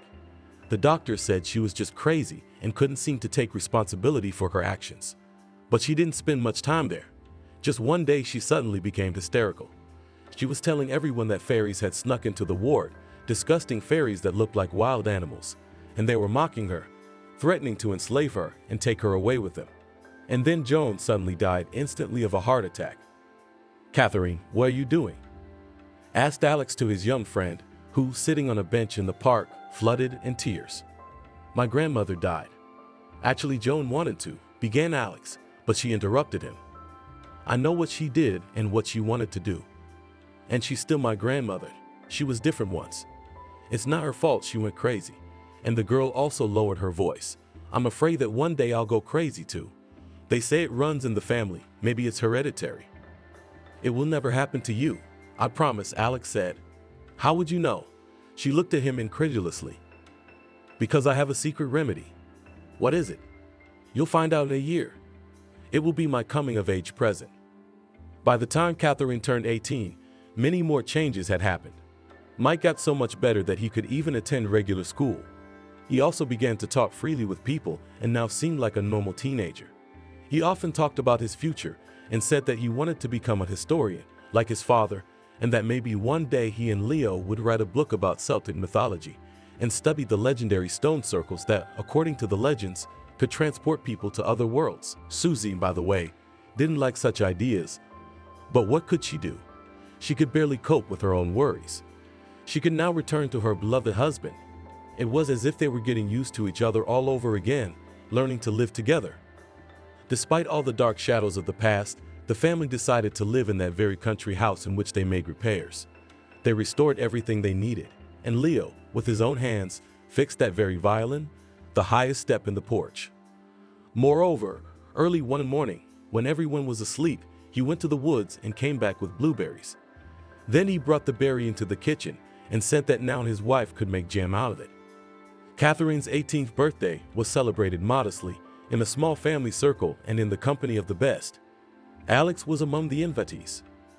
"Mommy, Daddy," said the girl, "I have something important to tell you. I've decided on my future profession." "And what will you be?" the daughter asked Susie. "Food technologist," answered Catherine and took Alex's hand. "My future husband's family thinks he could use such a business professional. I'll help create new recipes." "Husband?" Leo asked absent-mindedly. He, unlike Susie, was theoretically satisfied with his future son-in-law, but he was a little embarrassed by the haste of events. "They're getting married. What's not to understand?" Mike shrugged. "When are we going to cut the cake?" he asked his sister. "Right away. What a sweet tooth you have." Catherine laughed, and they continued to celebrate and rejoice in the present and plan a happy future. It was a clear autumn day, and it seemed that summer had come back especially for someone to have a wonderful holiday.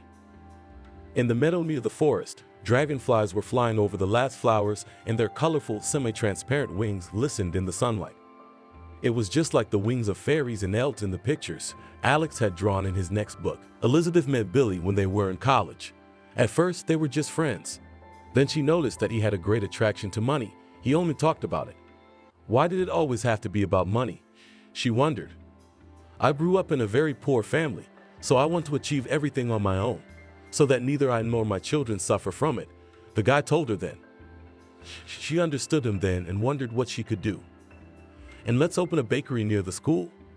The girl threw options.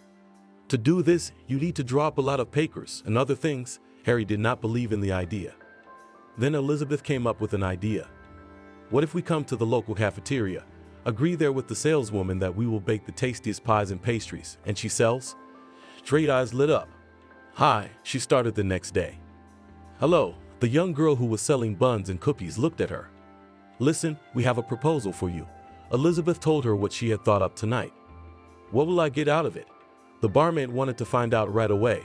A percentage, Elizabeth said uncertainly and looked at Billy, who stood back and said nothing. Thus began their first business together. The money was small, but they had it all the time. The young people lived in a dormitory. They had enough for what they wanted. Billy, why don't we go for a walk? Elizabeth came into his room. He valued her as a partner, but never considered her as a girl. Well, let's talk about what new things I can do to improve sales. She approached him from the other side. Elizabeth liked the guy. She wanted to be with him, but she realized that she couldn't get him that easily. The girl realized that with her brains and his penetration, they could do a lot together. Well, come on in, he could talk about it for hours. Listen, what if in addition to sweets, bake simple pies, with cabbage, potatoes? She looked at him. And you'll have time for all that? He didn't understand when she had time for everything. Of course, it would be a cakewalk, the girl was sure. That night she didn't sleep again because she made the dough, then made the filling. But by morning everything was ready. If you open something of your own, then call me to work. It's very good, the barmaid told them. Of course, if everything is perfect, why not? Smiled Elizabeth. She was off her feet, doing her homework in the evening and baking at night. Her roommates felt sorry for her, but the girl needed to prove to Billy that she could be a reliable partner. Elizabeth, let's go for a walk.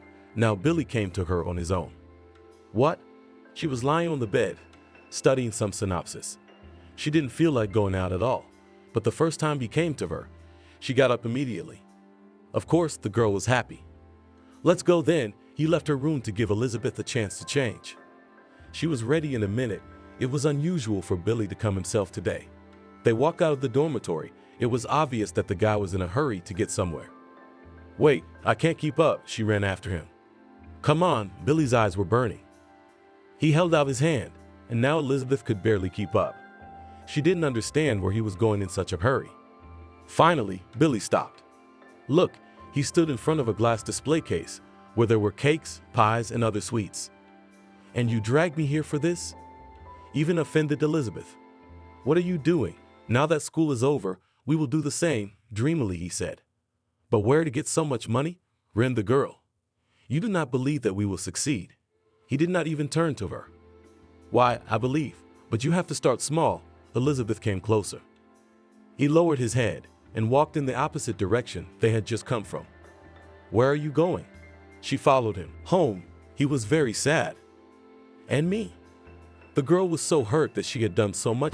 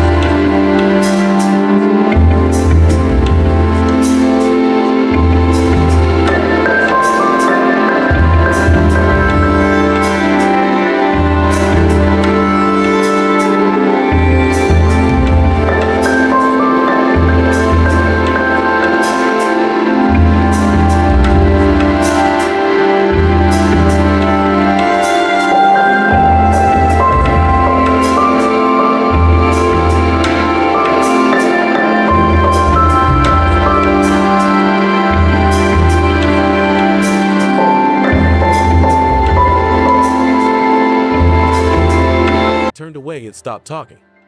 Elizabeth, I thought that was all you were interested in. He came over and hugged her from behind. Billy, she turned to him, and I thought you'd never pay attention to me again. Why did you think that? He leaned back a little to look into her face. I can't believe it. She pressed herself harder against him. Back to the dormitory they walked together. Elizabeth couldn't understand what had even happened today. She went to bed, and all she could think about was what had happened on the walk today, and she thought that Billy would never be with her. From that moment on, they began to have a new beginning. Elizabeth was no longer as tired as she had been before. She was filled with love. Now she started making not only shortcakes and pies, but also pizza. Her studies were coming to an end. She had to think of something. So, Elizabeth, we have enough for a rented apartment, but we have to do something to move forward, Billy told her. You know, let's open something, like a coffee shop, the girl suggested just a few days ago. She looked in a magazine about it. Not a bad idea, but our people are not accustomed to it. Will they go? Doubted the guy. And we'll do some promotions, offer tastings, she seemed to insist. And Billy gave in. They got their diplomas, and the apartment was rented right after that. Billy started his own sole proprietorship. He was doing well, so now he could think about a coffee shop. I called a woman. She's selling the stall, the girl told her boyfriend tonight. That's great. You went to see what they were offering. Hello, he arrived to meet the woman. Good afternoon. She stood beside an iron box that looked like nothing. At first, Billy didn't even want to consider this option. But when he found out the price, he decided that he could use this iron box too. It's a deal. Tomorrow the stall will be on our street, he said to Elizabeth at home. Who will work together? The girl asked him. I do not know. If you will cook and everything else, then I can go out to sell. He was ready for anything to earn. That would be perfect. She walked over and hugged him. It's a deal then, he kissed her. From that point on, the work boiled over. Elizabeth, even though Billy had released her from sales, couldn't stay at home. So while Billy was selling from the stall, she would take the pies and whatever else she had left and go to the organizations. Wow, where did that come from? He looked at the money that was at home when he got back. Here, decided to experiment, went to organizations. Those who do not go to lunch gladly bought pies. She did not brag. On the contrary, she said, so that she was ready to continue this work. You're doing a good job, praised her lover. They went on with their lives. Things were going uphill. Both in the stall and in the organizations, everything was bought up. This could not but please the young people. Finally, they could try the coffee shop. Shall we risk it? Billy looked at her. The airbag is there. We can try it, she assured him. Then we'll start tomorrow, Billy said confidently. He'd immediately went out and bought a machine to make coffee, cups, and anything else they could use for the job. The next day, his shop offered customers not only delicious cakes, but also hot and flavored coffee. Many people didn't realize it, but when the first cups were given away for free as a bonus, people went along. Billy, I congratulate you. It's only been a few months and we're doing so well. They lay in bed in the evening. You know what I'm thinking? He looked up at the ceiling and put his arms around her. No, of course not. She lifted her head and looked at him. I think that you and I have merged into such an alliance that it's about time we formalize a relationship, he told her, and she stopped even breathing at that moment. I agree, Elizabeth said quietly, not a few seconds later. Tomorrow we will think about it, he kissed his beloved, and they fell asleep in each other's arms. In the morning, when they brought up the subject again, everyone was doing their own work. Billy had no idea that anything could go wrong as he had thought of it. But the couple's dreams were not destined to come true, because a week later the young man received a summons. What's wrong with you? Elizabeth asked him. She saw Billy standing in the middle of the room, confusion in his eyes. Here, he held out a small sheet of paper to her. How's this? Now she was puzzled too. There was nothing to do but go to the enlistment office. The boy was told when he had to report. He couldn't refuse, so he started packing. And what, you'll be taken away just like that, and what will I do here? She did not understand how she would be left without support. To continue the case, he said confidently, because he knew that the girl would cope with it. This I understand, but you cannot even imagine how tired it is. She sat down on a chair. I understand everything, but what do you suggest I do? Although he talked about everything confidently, he was uneasy in his soul. Okay, I'll do anything. She watched and realized how much she loved this man. No send-off was arranged by Billy. The two of them and Elizabeth sat in the kitchen in the evening. How many warm words they had said to each other during that time. And the next day, she was already hugging him on the platform. "Right," she said quietly in his ear as he pulled her against him. "Sure," kissed the girl's ear. They should have climbed into the wagon, but Elizabeth couldn't let go of his hand. "I'll be back soon." He looked around one last time and took a confident step away from her. "Bye." She sent him an air kiss. "I love you," he answered her and made a gesture as if to catch her kisses. Billy left and Elizabeth went home. She had a lot of work to do. Every day she wrote to her lover, telling him how things were going and everything else. He would answer her, sometimes giving her advice. "Wow, I've never seen letters come every day," a friend came to Billy. "What's the big deal? We're in business together, so we give advice," he replied. "What kind of business?" The friend was interested. "A coffee shop." Billy exaggerated a little. "Oh, you're a tough guy?" The army buddy was surprised. "Well, we're just starting out, but I think it's going to go uphill," he said, to cheer himself up. This time everyone got behind him, but it didn't take long. Billy endured everything they did in the service. It wasn't easy, but he had to endure it. Listen, approached him John, who until a few days ago had been inquiring about the business. "What do you want?" Billy was surprised to be approached about the same thing again. "I was thinking, I've got money. I can sponsor you to open something you've always dreamed of." He sat down next to the guy on the bed. "But come on, I'm already with Elizabeth, and we weren't going to take anyone third." Billy went on about his business. "And I'm not saying there's going to be 3 of us," the guy said cryptically. "What do you mean?" The young man had stopped doing something. Now he was sitting and looking at John. "I suggest a mutually beneficial cooperation. You have brains and a registered IP, and I have money and connections that are already business-like, comrade." "No, I can't do that." Billy didn't want to leave Elizabeth. "What are you doing?" "I'm offering you a business, and you're grabbing at a woman's hem." John couldn't understand him. "Okay, I need to think about it," he hesitated. "Come on, hopefully the choice will be made in the right direction," winked the one who wanted to be a partner. Billy lay on his bed at night, staring at the ceiling. Sleep wouldn't come. What if he really got together with this John guy? It was a prospect when he and Elizabeth would get to that point. He decided to write to the girl tomorrow. Elizabeth worked tirelessly.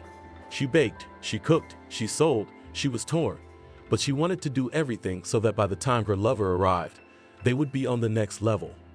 The mailman came again today. A neighbor who was sitting on a bench outside the driveway told her.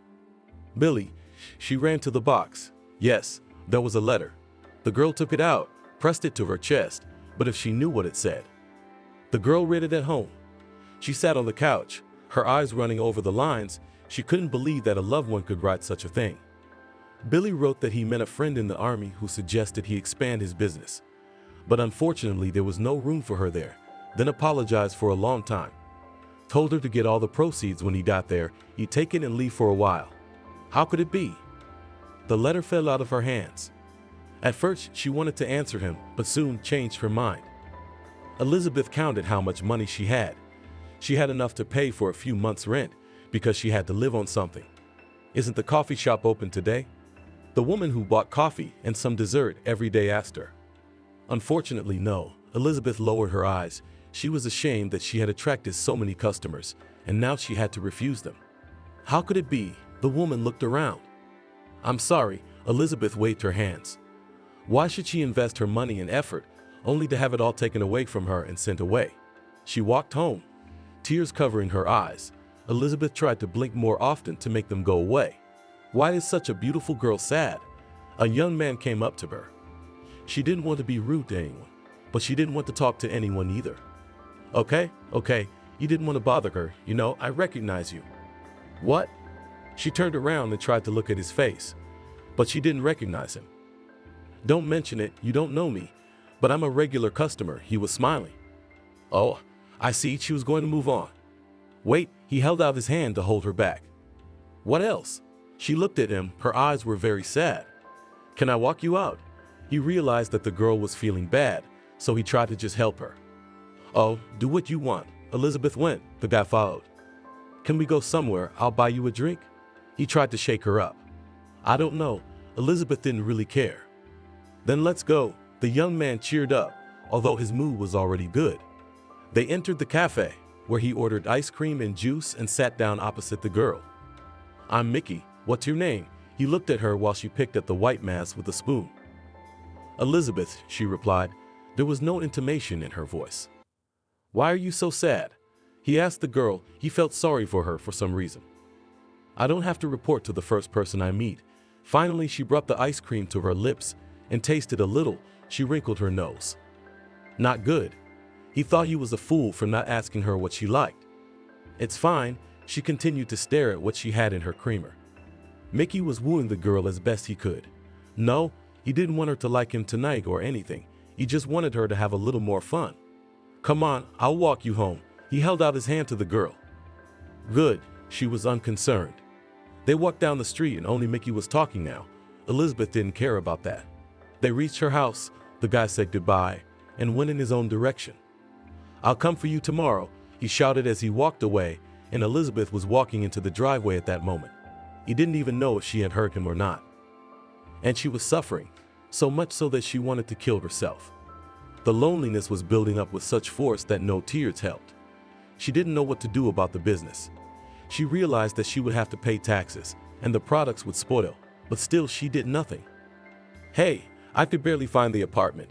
Mickey was standing outside the door when Elizabeth opened it. What are you doing here?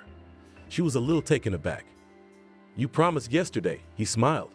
I thought we'd meet somewhere else. And to be honest, the girl had forgotten all about him.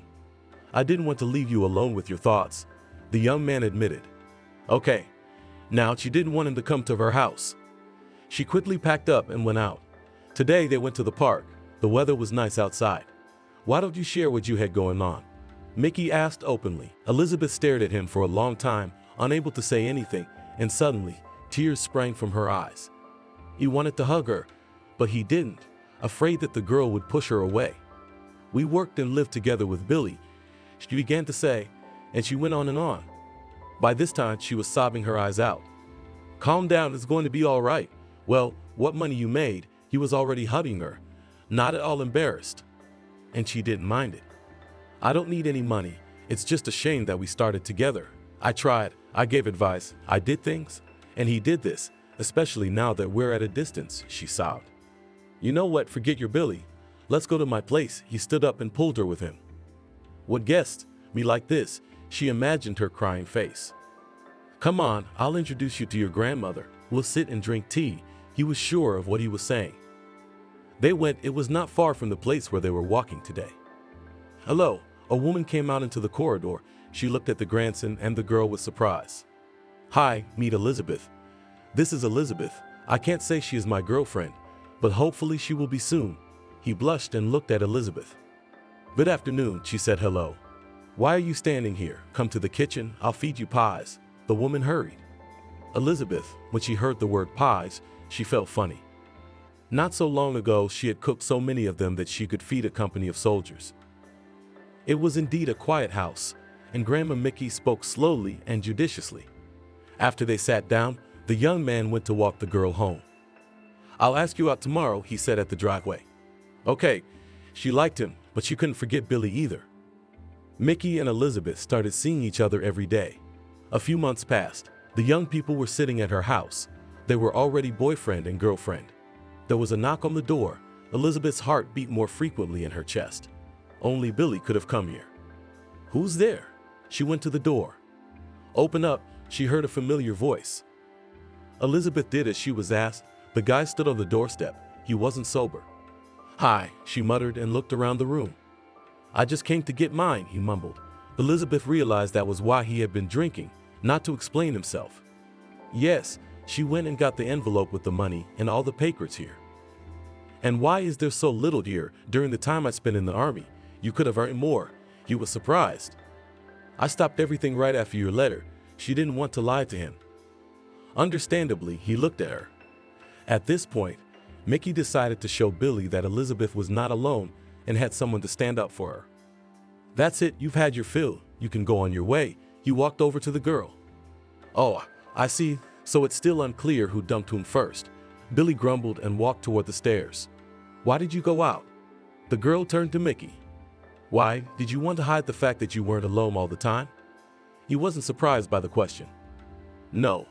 Elizabeth wanted to cry again, but she held back. It's okay, her boyfriend hugged her, and they went to the room. Billy began to cooperate with John. First, they opened the same stall. The young man himself invested money here, and John helped to build a small establishment where they wanted to open the same coffee shop, only adding different fast food. Who's been a bake for us? Billy asked his partner. Who did it before? He turned to him. Elizabeth, we didn't hire anyone. We were self-employed, the guy said. So we'll have to find someone. Do you have someone in mind? John thought. I don't know, Billy thought. They didn't think long. They turned to a woman they both knew who helped them with the paperwork. She recommended a woman who used to be a cook. Look, it's working, John told Billy when they started getting good sums of money from the first days. That didn't mean anything, he was sure. At first things did go well, but then something went wrong. Turns out, Billy found out later, John had almost doubled the prices. Why'd you do that? Billy talked to him. It's going well, he wanted to make a quick buck. No, it wouldn't work that way. Billy knew that firsthand. He decided not to invest anymore because there was no money and he didn't want to take out loans, useless debts. Look, come on, I can't get a loan from the bank, John urged him. I'll get into debt, and then what? Billy didn't believe him. He was beginning to regret that he had abandoned Elizabeth and done everything his friend had told him to do. What had he fallen for? The big money, and where was it? The guy sat at home. He realized that he had done wrong, but how to fix it now? Especially since he saw that his ex-girlfriend was with someone else. John, he came to meet him. What? Talk fast. I don't have time. He was filling out some paperwork. Look, I've analyzed it. We've got a lot more expenses than income. He wanted to show him the reports. Oh, I don't have time to do that. The guy waved him away. He thought that everything would fix itself. Then we're breaking up. I don't want to work at a loss. Billy threw the papers on the table and just walked away. It's a pain. John looked after him. Now Billy was home. He was studying the paperwork so he could start all over again. The first order of business was to apologize to Elizabeth. It took a long time to collect his thoughts, but he got up and headed for the place where they had once lived. Who is it? He heard her voice. Elizabeth, it's me. He spoke loudly so she could hear him. What do you want? She opened the door. I've come to apologize, sorry fool. I was wrong, Billy said. Elizabeth, who's there? Mickey came up behind the girl. No one. She wanted to close the door. Wait, I want to talk business. Held the door open for the boy. Elizabeth turned to Mickey. She nodded, showing that she was willing to have a simple conversation. What? She was willing to listen to him. I want to offer you a business partnership. He didn't look at her. You found a partner. Why do you need me? Or was it good when I did everything and prompted you? She said with a sneer. Please, let's have an informal chat. Not here. He finally looked up. Okay. Where and when? She realized she couldn't just leave it like that. Let's do it tonight at the restaurant. He hoped she would come alone. Okay, I'll be there at 7. She headed for the door. Bye. Billy said this already through the closed door. He went back to the apartment where he lived. His mind was a mess. He realized that he had wasted his time and money, why he had listened to John. But the past cannot be returned, so the young man was determined to resume everything, hoping that Elizabeth will help him in this. Hello, he wanted to come before her, but he couldn't. The girl was already here. Oh, it's you. Didn't want to keep you waiting. She looked around. Billy sat down at the table opposite. He took the menu. He looked to see that his friend had already ordered. The waiter listened to him and left. What did you want to talk about? She sat back and waited for him to finish. I suggest we try to start again. He got right down to business. Why so? She wondered what didn't work out with the guys. I don't want to talk about it. In a word, nothing. He was ashamed to talk about it. Okay, your terms. She didn't know if she'd agree or not, but she wanted to listen. As before, you do all the paperwork and do a little bit of writing if I need it. I'll do all the rest, contracts, money. You'll draw something on paper. And then you'll leave me again and take everything we've worked for together. She's sarcastic again. We'll sign a contract, he promised her. I'll draw it up. That was her condition. No problem. In his heart, he was glad Elizabeth agreed. They ate, drank tea, and went home. Back at the apartment, Billy began immediately to draw up a business plan for Elizabeth to look at and evaluate tomorrow. He finished late at night, made his bed, but sleep didn't come. The guy thought about his ex-girlfriend. He wanted it all back so badly.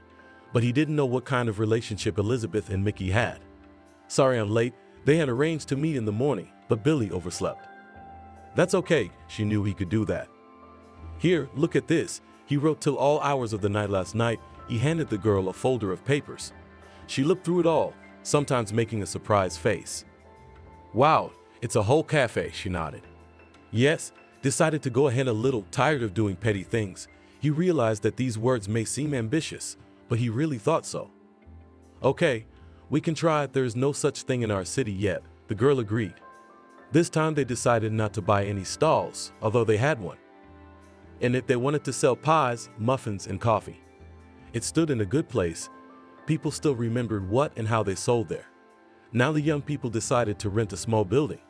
"Are you going to run it yourself?" Billy asked. "For now, yes. If the volume increases, we'll call someone else," she promised. So they started working again. Indeed, it was a novelty for the city. There had never been a single delivery before, and such an assortment of finished products. Now a person could come and snack on salads, pies, pizza, and more. "How do you do it?" Billy wondered. It had been months since they had worked together. The guy himself doesn't know why he thought that, but it seemed to him that Elizabeth was communicating with him again the way she used to.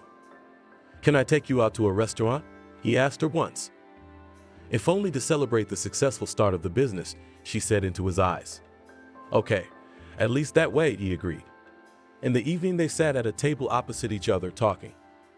Elizabeth today was in a beautiful dress, on her head style, beautiful. "Elizabeth, what a fool I was to lose a girl like you." He took her hand, saw that her cheeks were flushed.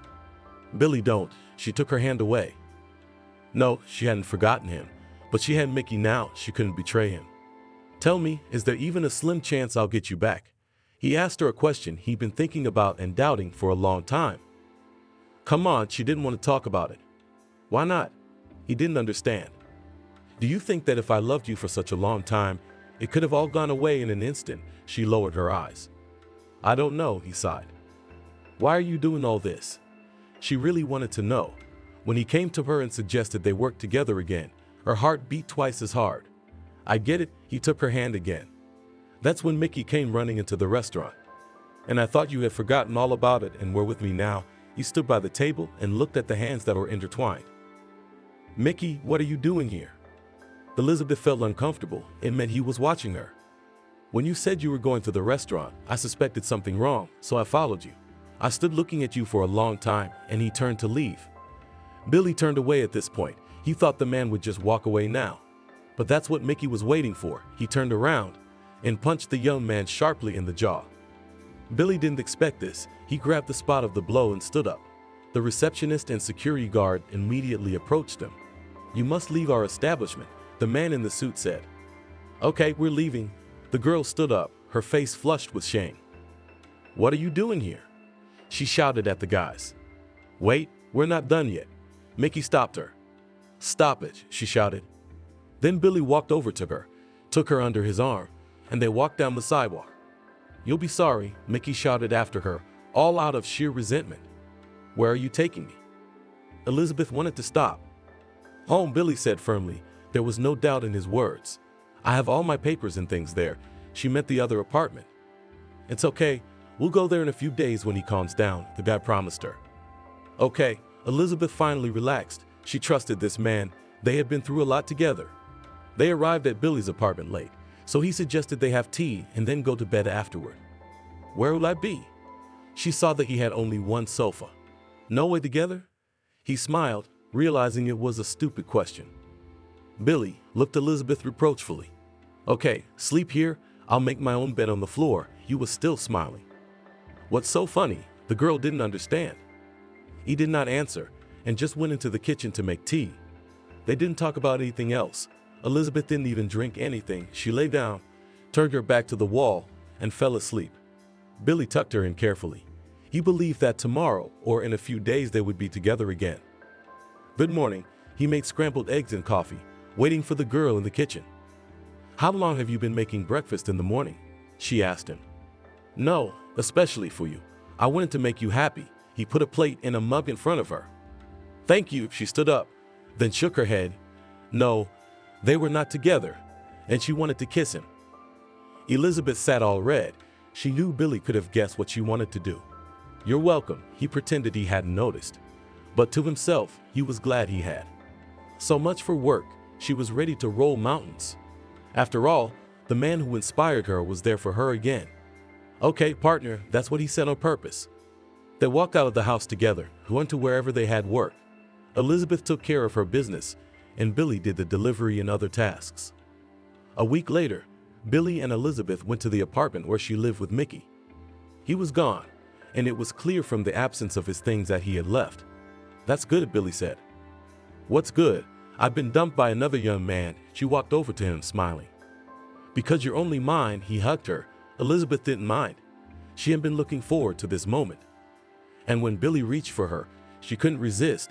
It was their first kiss after a long time apart. "Are we together?"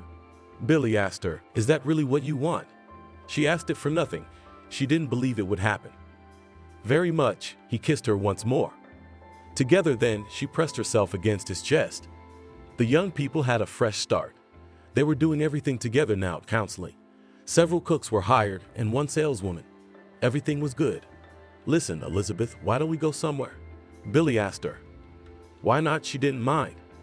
Billy quickly found the vouchers they needed. In a few days, they would be in a warm country, just the two of them. "I'm so happy," Elizabeth told her chosen one. As he was hugging her. They were at the airport. "Do you think they will manage here without us?" the girl wondered.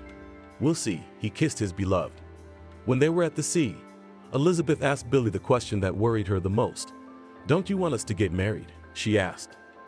"I do, but let's wait a little, buy an apartment, and then we'll get married." You really wanted to, but to make everything beautiful. "Okay," she agreed, but she was offended. They'd been together for so many years. Last time when she left him for Mickey, he had understood everything. Why he still had doubts. But the girl kept silent. She knew that if Billy hadn't come to that opinion himself, she couldn't push him. He would decide for himself. They had spent a fabulous week. Now they were returning to their homeland. "So, how are things going here?"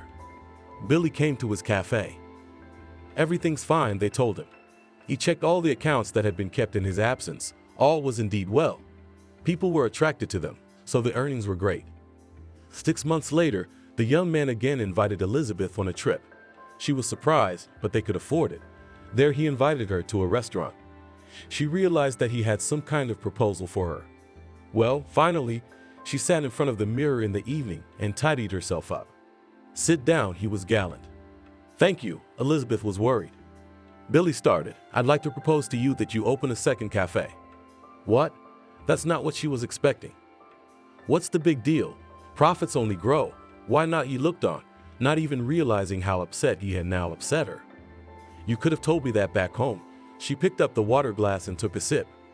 "Yes, but I wanted it to be beautiful." He still didn't understand. "Okay." She only nodded. "Where there's one establishment, there's two." They went back to the hotel. Elizabeth said she wasn't feeling well and went to bed. Billy didn't understand why she wasn't happy for him, but said nothing. On his return, he realized all his dreams. The second cafe, which was already almost equal to a restaurant, was open. "That's it. Now we can look for a good apartment," he said to Elizabeth. She rejoiced, because he told her that as soon as his own place will be, then there immediately and the wedding. Great. She immediately began to look for a suitable option for them.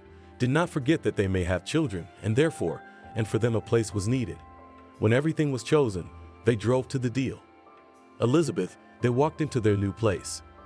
Yes, she was looking around. "Will you be my wife?" She turned around. He was on one knee holding out a box to her. "Billy, I've been waiting for this." She took the ring and slipped it on her finger. "I love you." He stood up and hugged her. "And I love you like you have no idea." The period began when it was necessary to organize everything in the apartment and to think about the wedding. But Elizabeth did not want so. "Beloved, let's not hurry. Now we'll do everything in the apartment, and then we'll get married." They made only one room, in which they were now. "Okay, as you say," he hugged her. Business was booming. Not 6 months later, Billy opened a third restaurant. The income wasn't what it used to be now. They could afford not only an apartment, but also a car. "Where have you been?" asked Elizabeth when Billy came home late for the first time. "Out for a walk." He was drunk. "I'm here with the builders, and you went out." She was amazed at the change in her husband-to-be's behavior. "Why, I have a right to," he hiccuped. "And I don't?" The girl was outraged. "Come on, do not swear, he went to bed." Elizabeth did not understand what had happened, perhaps some kind of problem, but doubted it. But when it started happening every day, she decided to talk to the young man. "Sit down," she asked him, but he could only lie down. He was drunk again. She hadn't interfered in her husband's affairs lately. He was doing quite well himself. Elizabeth only traveled around to see how things were going and if the workers needed anything. But now that her husband had started acting like this, she decided to check out what was going on in the establishments that both of them owned. "Hello," she walked into the hall. No one was there. "Good afternoon," the receptionist came out to meet her. "Where are the customers?" Never once, during the entire time of the restaurant, she had never seen that there was no one here. "And we have problems." The girl waved her hands. "What?" Elizabeth wanted details. She was already walking towards the kitchen. "You see, Billy came every day, took the proceeds. No one was buying. That's why we stood up," the employee told her honestly. "And why did you call me?" Elizabeth realized that the building was not as cheap to maintain as it might seem. "I do not know. He said that he would decide everything himself," shrugged her interlocutor. So, the girl realized that there was really nothing to do here. "We're closing." "I understand you." The employee left her, probably went to inform others about it. Elizabeth was coming home very angry. She was going to give her husband such a hard time. Today, she went to her other cafe. There was nothing good there either. They were working on a sucker. She closed that one too. "Billy." She walked into the house, but no one answered her. She realized he was gone again. Tried to call, but the phone was disconnected. So she started frantically packing. Now was not the same time as when she was without money and didn't know what to do. She made a phone call, rented an apartment, got in her car, and drove to her new address. The girl realized that Billy had to be rescued, but how to do it and why she needed all this, she didn't know. For a month she was alone, did not do anything, and did not find out. And then she got a phone call, an unfamiliar number. "Hello," she sent into the phone, afraid she'd be told something bad about Billy. "Hey, it was him." "Where are you?" She could hear that the voice was neither happy nor sober. "Come over," Billy asked. "Why?" "To see you like this?" She was sad. "I'm at the hospital." He dictated the address. An hour later, Elizabeth was there. Yes, she loved him, and she wanted to help in any way she could. Well, she saw a very thin man who reminded her remotely of her Billy. "Again, sorry," he bowed his head, just like last time. "What happened to you?" She couldn't understand. As soon as business reached some kind of peak, he'd snap. "I don't know, I guess money does that to me." He couldn't justify his behavior. "Why are you here?" She wanted to know if he'd come, or if he'd been brought. He decided to quit once and for all, he'd said about the coding. "That's right," she agreed, though she didn't approve of it. While the young man was in treatment, Elizabeth decided to raise from the ashes what was still left. She bought groceries with the money she had. Little by little, but things began to recover again. Billy, as promised, had gotten codependent, and now they were together again. Finally, their long-awaited wedding had taken place. When she was a student, she'd wanted a big dress and lots of guests. Now it was enough just to get married. "And I'm happy again," and she hugged him, "that I have the old Billy with me. I don't know how you put up with all this and forgive me every time." He didn't understand. "I don't know, I guess I just love you so much." They were walking down the street. "You know, let's build a house," her husband told her. "I agree, she used to dream about it." "Then it's agreed. It won't be hard for you to take over the whole restaurant business, and I'll go into construction with my head?" Billy asked her. "Of course it would be my pleasure." Elizabeth smiled. She really was a happy woman. From that moment on, Billy devoted all of himself to their future home, and his wife did everything to make sure that their brainchild would only grow forward. She believed that her husband had reformed and would never be the same again. "Would you like to go and see it?" he often asked her. Yes, she was glad.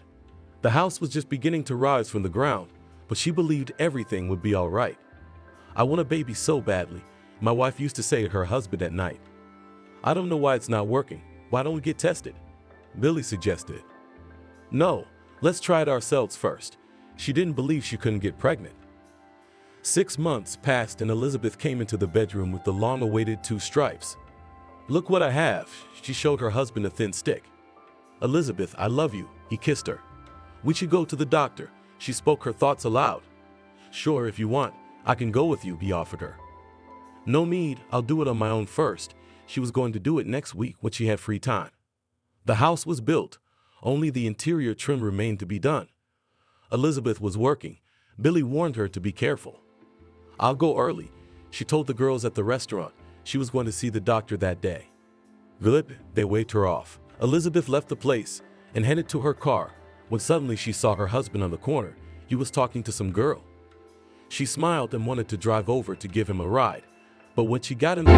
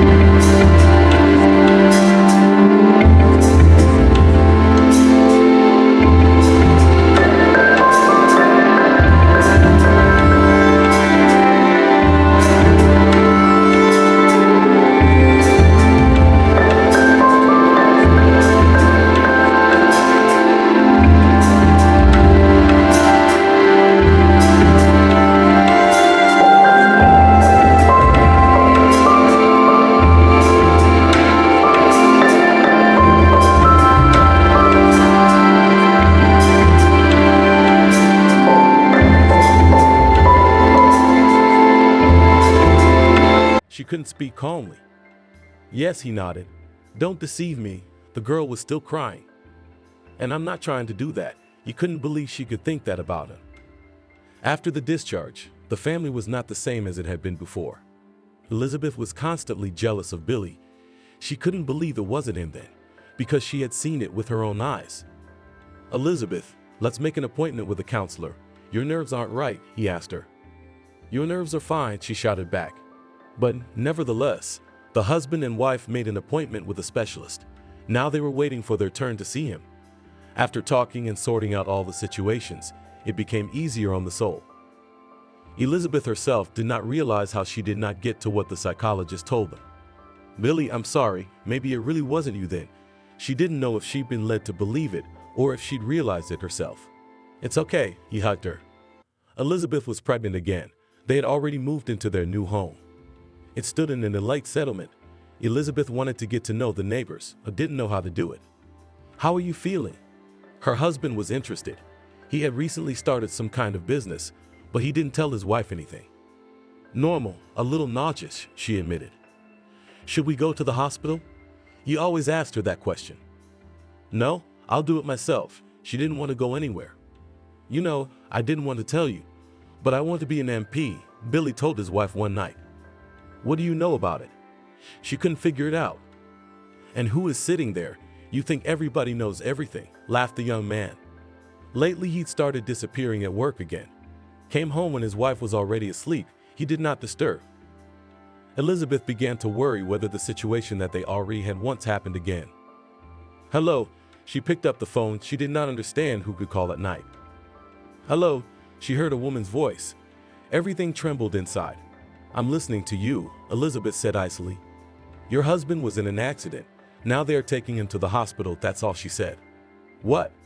Elizabeth shouted into the phone, but no one could hear her. She jumped out of bed, got dressed, and rushed to where her beloved husband was. As soon as she ran into the room, she was immediately reassured that he was fine, just a slight concussion.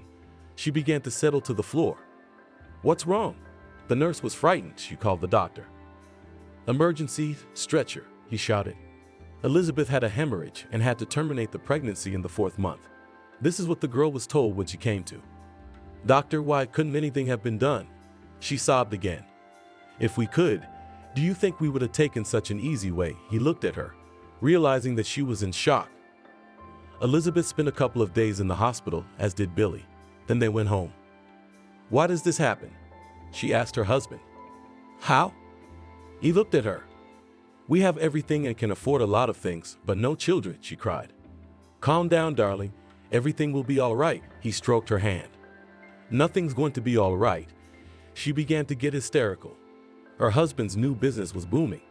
He became so respectable, bought himself a new expensive car, hired a driver. To make his wife's work easier, he found an assistant. "Isn't it hard for you?" Billy used to ask Elizabeth all the time. "Why are you bothering me with this question? It's not difficult. It's not difficult. I'm working, so it's normal." She was nervous. All right, I'm off your back," he joked back. "Billy, now that enough time has passed to conceive, I want to try IVF." She decided to have a serious talk with him. "Okay, you could try it." He didn't deny her anything.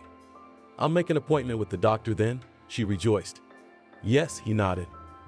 She had read a lot about it, so she wanted to try that option as well. If it didn't work either, then it was a goner. According to the doctor's recommendation, Elizabeth needed to prepare herself, and she started to do so now. "What are you drinking?" Billy was curious when he saw his wife drinking some green stuff in the morning.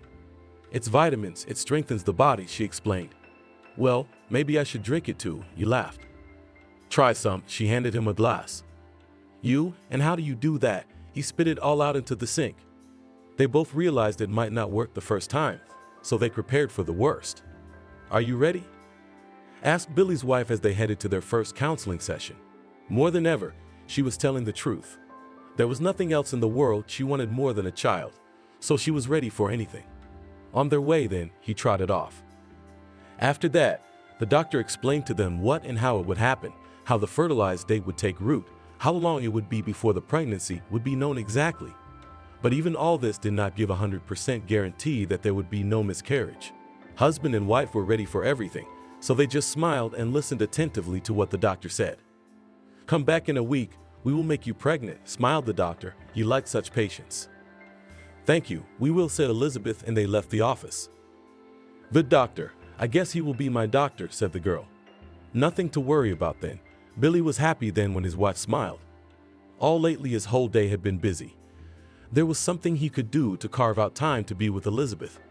But when it came to the children, he couldn't say no to her. I mean, he was the reason she was having miscarriages.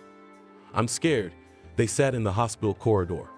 "It's gonna be okay," he held her hand. The doctor invited them into the office, and they went in. All the procedures were done in different labs. Now again time was needed.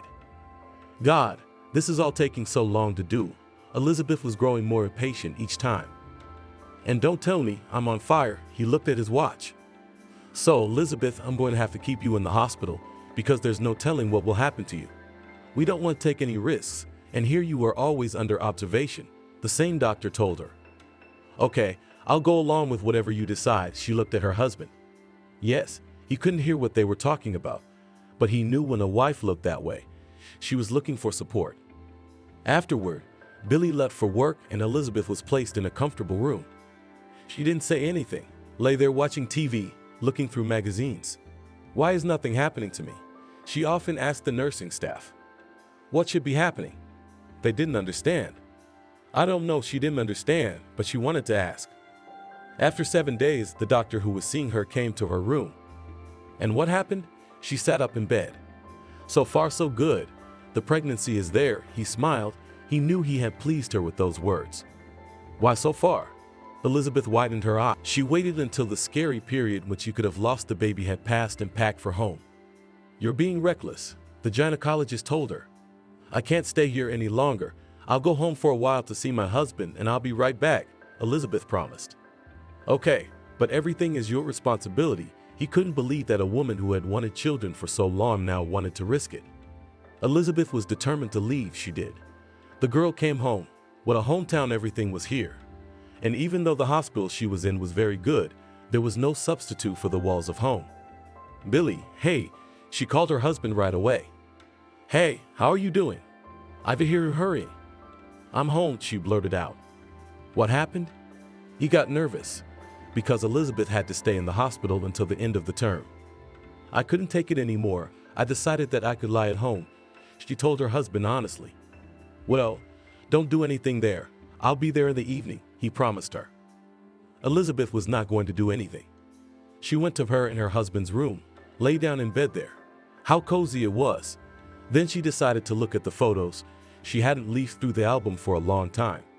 She couldn't find anything to do at home, She couldn't find anything to do.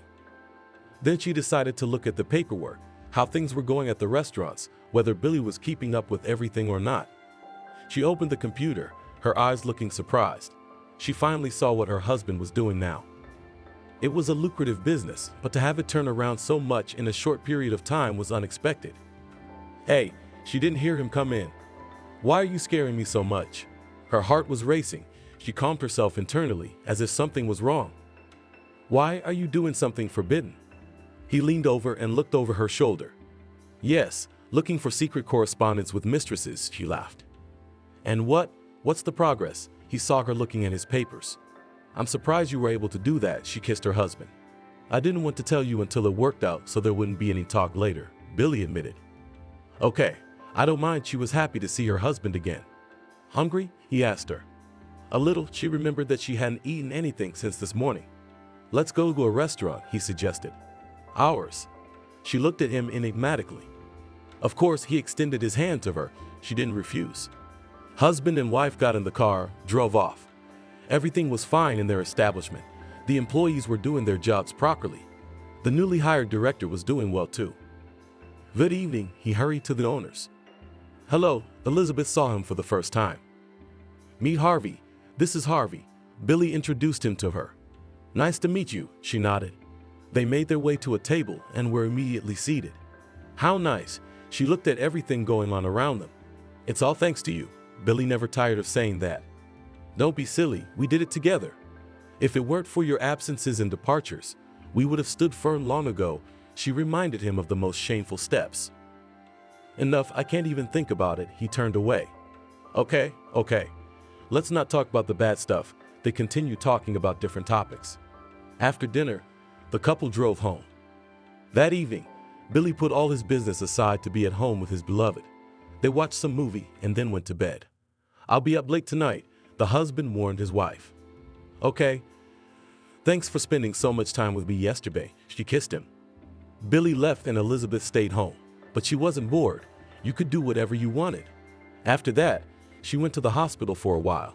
When the doctors confirmed that she was fine, Elizabeth would come home again. "You're here again?" Her husband would come home. "Do you mind?" She laughed. No, of course. He hugged her. And so the time passed almost until the very last day of her pregnancy. "Elizabeth, isn't it time for you to go to the hospital?" Billy asked me one day.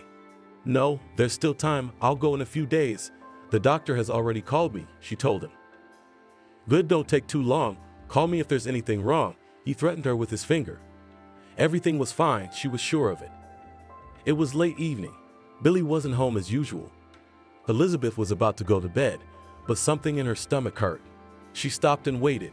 Nothing else happened. There was still a week and a half to go before the doctor's due date. So the girl thought nothing of it, went further into the bedroom. Oh, she woke up. It was 1 o'clock in the morning, Billy. But no one answered her. There was complete silence. Elizabeth grabbed her phone, but her husband was out of range, or maybe he had just turned the phone off. Then Elizabeth didn't wait for anything. She called a cab. Anthony worked at the hospital. He helped in the linen warehouse, unloading and unloading duvet covers, pillowcases, towels, sheets. The man liked the work, and it paid well. Anthony helped rearrange the closets. The hospital workers often called him. Now, he never said no to anyone.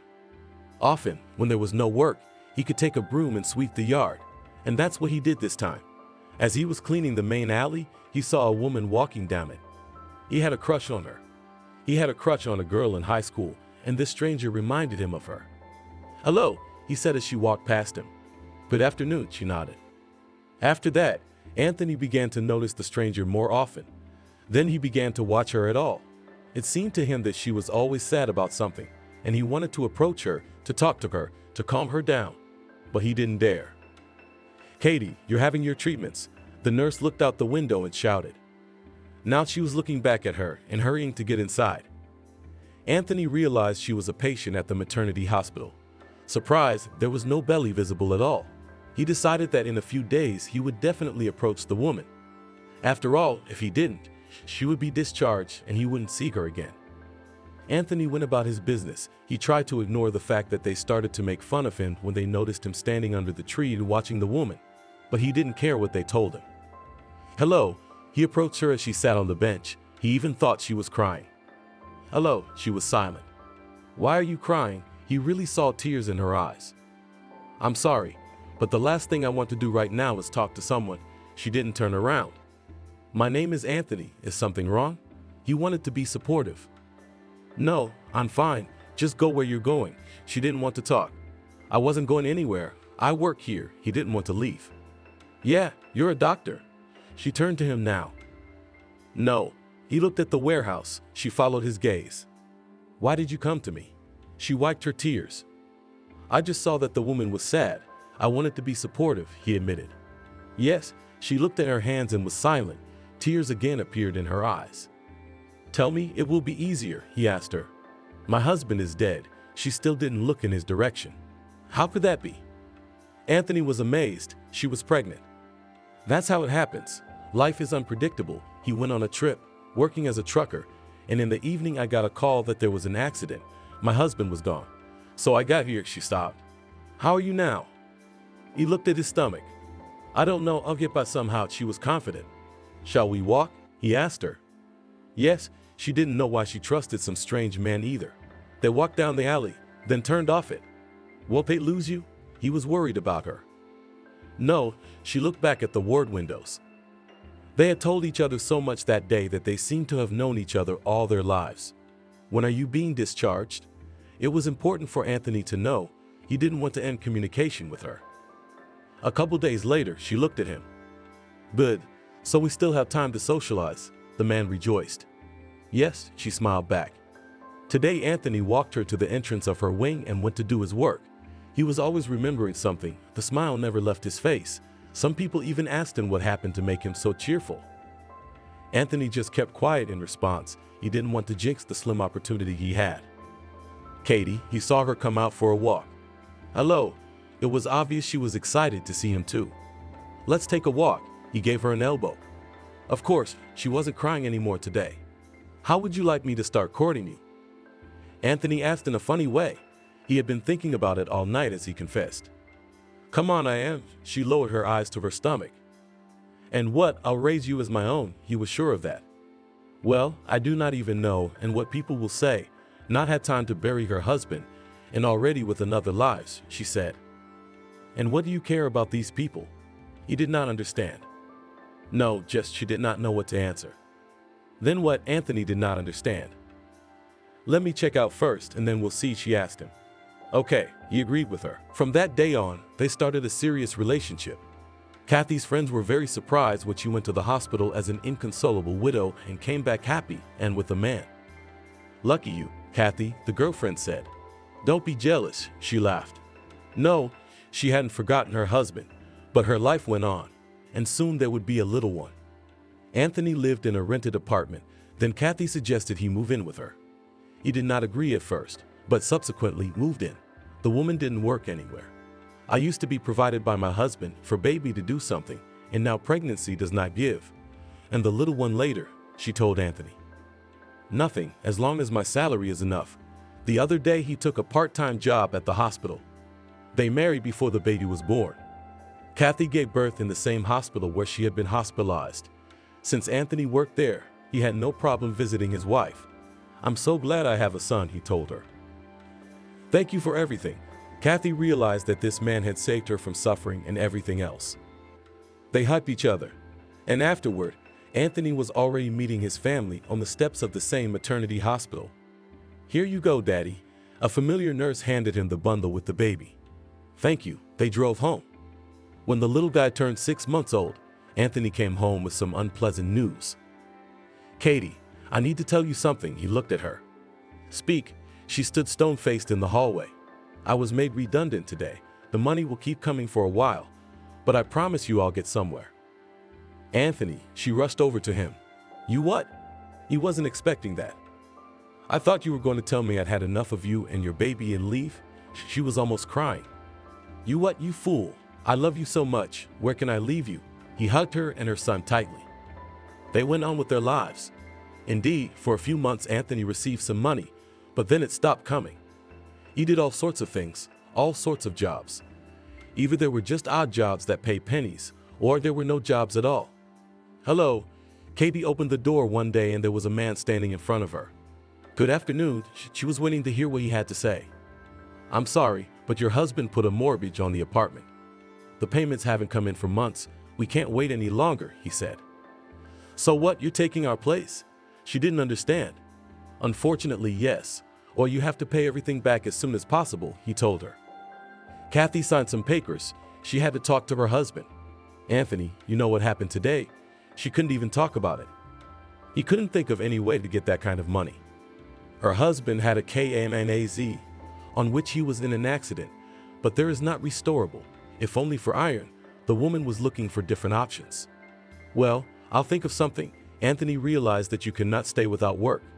You do not need janitors? He asked on the phone. He did not care what position he would be offered, as long as he worked. No, he answered. He hung up. He dialed another number, but even there he heard a refusal. The man didn't know what to do. He took any part-time work, agreed to everything. He had to dig, load or unload, he did, but it was not enough to make even one payment. How are we going to live from now on? My wife cried.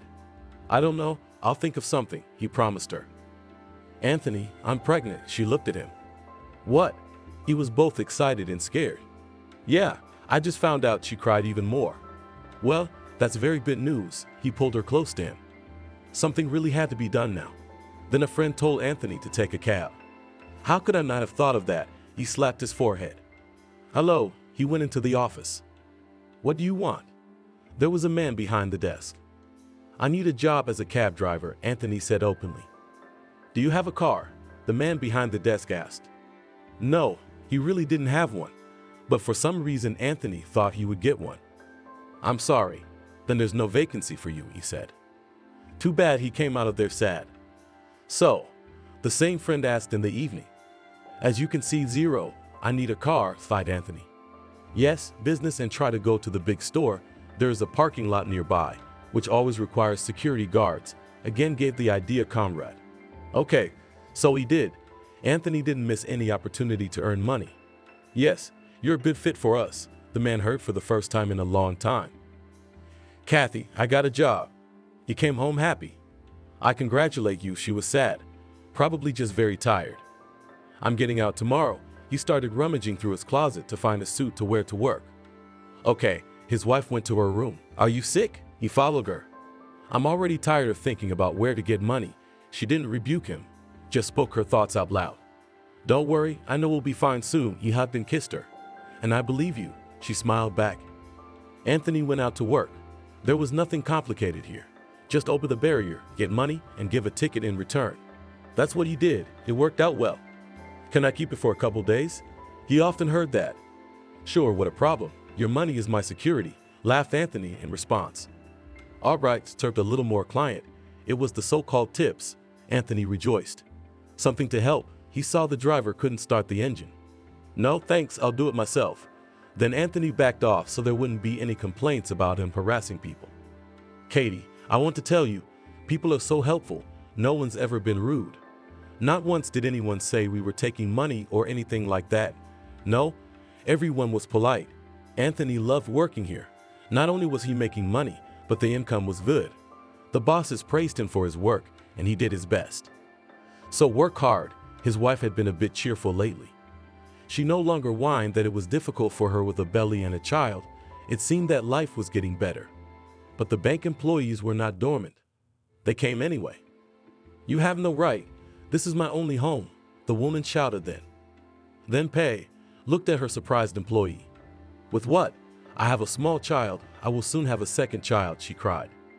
In the evening, when she told all this to her husband, he offered to move to a rented apartment and this one to sell and close the debt. Well, maybe there would be enough for a small apartment, she agreed with him. But Katie was wrong. They had so much money left that even a third of the apartment would not be enough. So they started living in a rented apartment. Oh, Anthony, I think it started. She clutched her stomach tonight. Now he was calling a cab and an ambulance at the same time to see who could get there fastest. Ah, the wife was already screaming. The cab arrived, but immediately the paramedics arrived. The woman was loaded into the ambulance and taken to the ward. Anthony was worried. He couldn't find a place to be. But when Kathy called and said that now they have not one, But 2 sons, he was ready to jump to the ceiling. While the woman was in the hospital, Anthony took the weekend off. He stayed home with his oldest son. When they met Katie and celebrated the birth, the man was ready to go on duty again. That day, he went out at night as usual because they paid more for those shifts. He handed out coupons, didn't single out anyone, and didn't memorize anyone. But there was one guy who stood out, wasn't like the others. Anthony noticed him as he was coming out. That respectable man got into the car, started it, but the engine was silent, and the driver was sitting there turning the keys back and forth. "Need a hand?" Anthony came over, as usual. "No, thank you, I'll do it myself," he heard in reply, and walked away, but not far. When the man got out of the car, opened the hood, and began to look at something, Anthony approached again. "So still?" He looked under the hood too. "Well, if you understand, look, I know you, such clever people, just to beg for a bottle," he muttered to himself under his nose. "I don't drink much at all," Anthony took offense. "All right, look," he turned away. "Everybody try one," the parking lot security guard asked him. "How?" He didn't understand, because he hadn't done anything. The man got behind the wheel, turned the key, and the car started. "You're a bonus from God." The driver looked out the window. "A little bit," Anthony was embarrassed. "Yeah. Thanks again." He waved him off and drove off. The next day, which Anthony didn't expect at all, the stranger in the expensive car came again. "Hello," he said hello to Anthony. "Hello," the man replied politely. "Listen, last night all evening I thought about you. Will you come to work for me?" He looked at him. "Where to?" Anthony did not want to leave the heated place. "I have my own salon. You will look at cars there. If there are any problems, there is a lot of work. I will not offend you with salary," the man asked him. "I don't even know," Anthony began to doubt, but I was not. And by evening, he was in a spacious room where there were many beautiful cars. The owner showed and told about them, and Anthony only squinted his eyes from the bright light, which was everywhere. "You will work in the garage. The guys there will show you everything." He showed him the direction. "Okay, thanks. When can we go out?" Anthony was curious. "Tomorrow morning, if you get everything settled at the old place." They shook hands. Anthony quit his job that same evening. The bosses went along with him. For a good and responsible job, they didn't put sticks in his wheels. They let him leave without working. "Katie, you can't imagine where I'll be working now." He came home in the morning. "What?" She was still asleep and put her finger to her lips so he wouldn't wake anyone up. "I've been taken to a car dealership," he whispered loudly to her. "Well, get in there." She spoke with just her lips. "Bye, I love you." He changed his clothes and went to work again. Everything here appealed to the man. He knew a lot of things about cars. He had graduated from college in his profession. I'm Carlos." One of them came up to him. "I'm Anthony," he answered him. "Jacob will be here soon," his colleague told him. They continued working. Everything was interesting, especially Anthony liked foreign cars, which he saw and repaired rarely. "Well, how was work?" The chief often came to the garage. "Everything is fine," Anthony nodded to him. "Customers praise you. They don't want to go to anyone else, only to you." The chief came and clapped him on the shoulder. "That's a good thing," Anthony smiled. "I decided to give you a separate room to work only with VIPs. The pay will be higher there," the chief told him. "What about the boys?" He pointed at them. "Nothing, the guys worked and will work," the chief winked at them.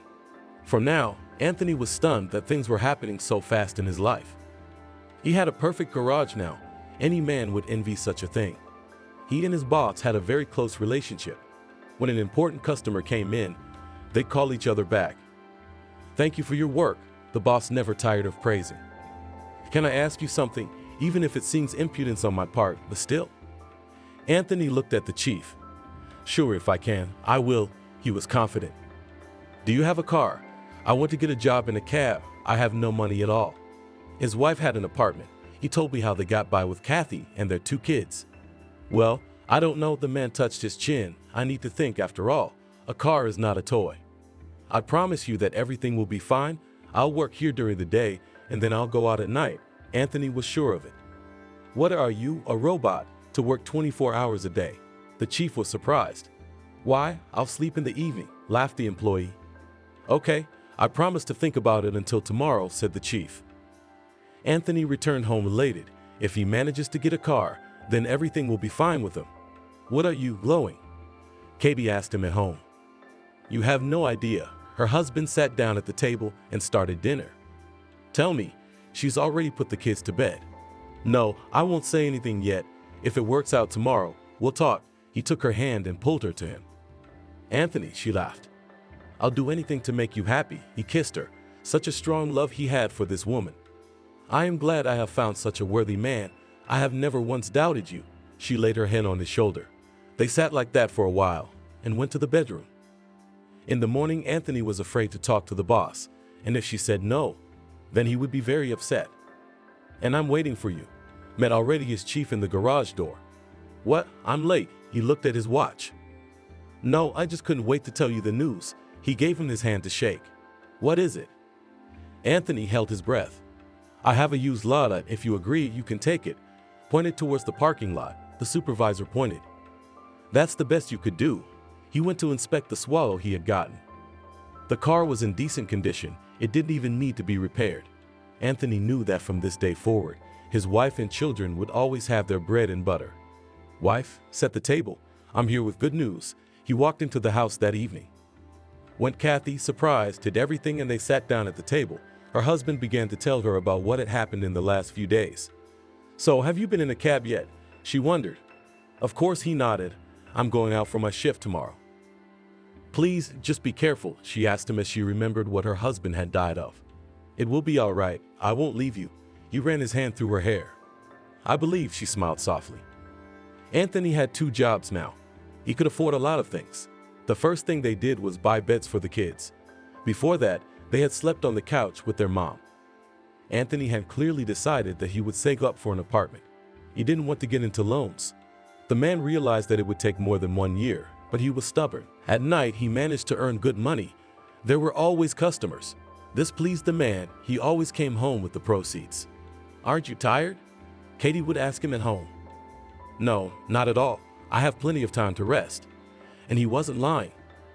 After work, there was about 6 hours to rest, and coming back from his shift at 5 in the morning, there was plenty of time to lie down too. Well and good, she kissed her husband. Anthony continued to work, toiling in the garage during the day and on the road at night. Everywhere the man was praised, he was glad he could please everyone. You have so much feedback from customers, the dispatchers told him. Good or bad?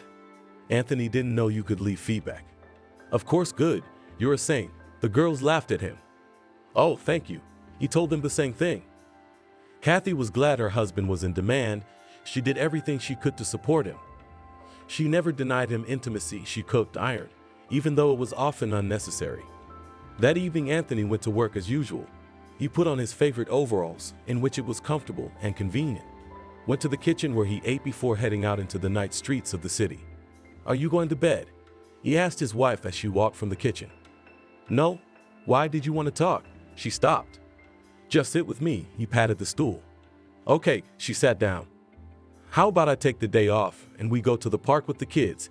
He touched his lips to her cheek. Could we do that? She laughed, for her husband had already worked many hours without a day off. Of course, I don't think anyone will mind. It's my initiative. He kissed her again. But I don't think anyone will mind. It was her turn to kiss him. He pulled himself together and left the apartment. The car was parked in the yard. He looked outside, opened the door, and got behind the wheel. Anthony looked out the window, informed the dispatcher that he was out for his shift, and rolled off. Anthony, are you free? It came over the radio. Yes, and ready to take whoever you want anywhere in the world, he laughed. Not up to laughing, she told him the address. This is an elite village? He was surprised. So what? The dispatcher couldn't argue with him. She rushed him. They never called cars like mine? Still, he could not believe that the girl was not joking with him. But now they did. She was already yelling. But I'm not in business class, he insisted. You came out to argue or work. There's no one on the line but you, and it's an emergency. She's pregnant. The dispatcher was hysterical. Okay, I'm on my way. He pressed the gas pedal. The drive was decent for the distance. Anthony smirked. What if she was really playing a joke on him? Now he'd get there, waste so much gasoline, and they just wouldn't let him in. Thoughts skipped around, one bothering him, then the other. Finally, in the distance, he saw streetlights. I'm there. he said to himself under his breath, and drove up to a booth with a guard. "Who are you here to see?" He came out. "I don't know, they called a cab to this house," he said.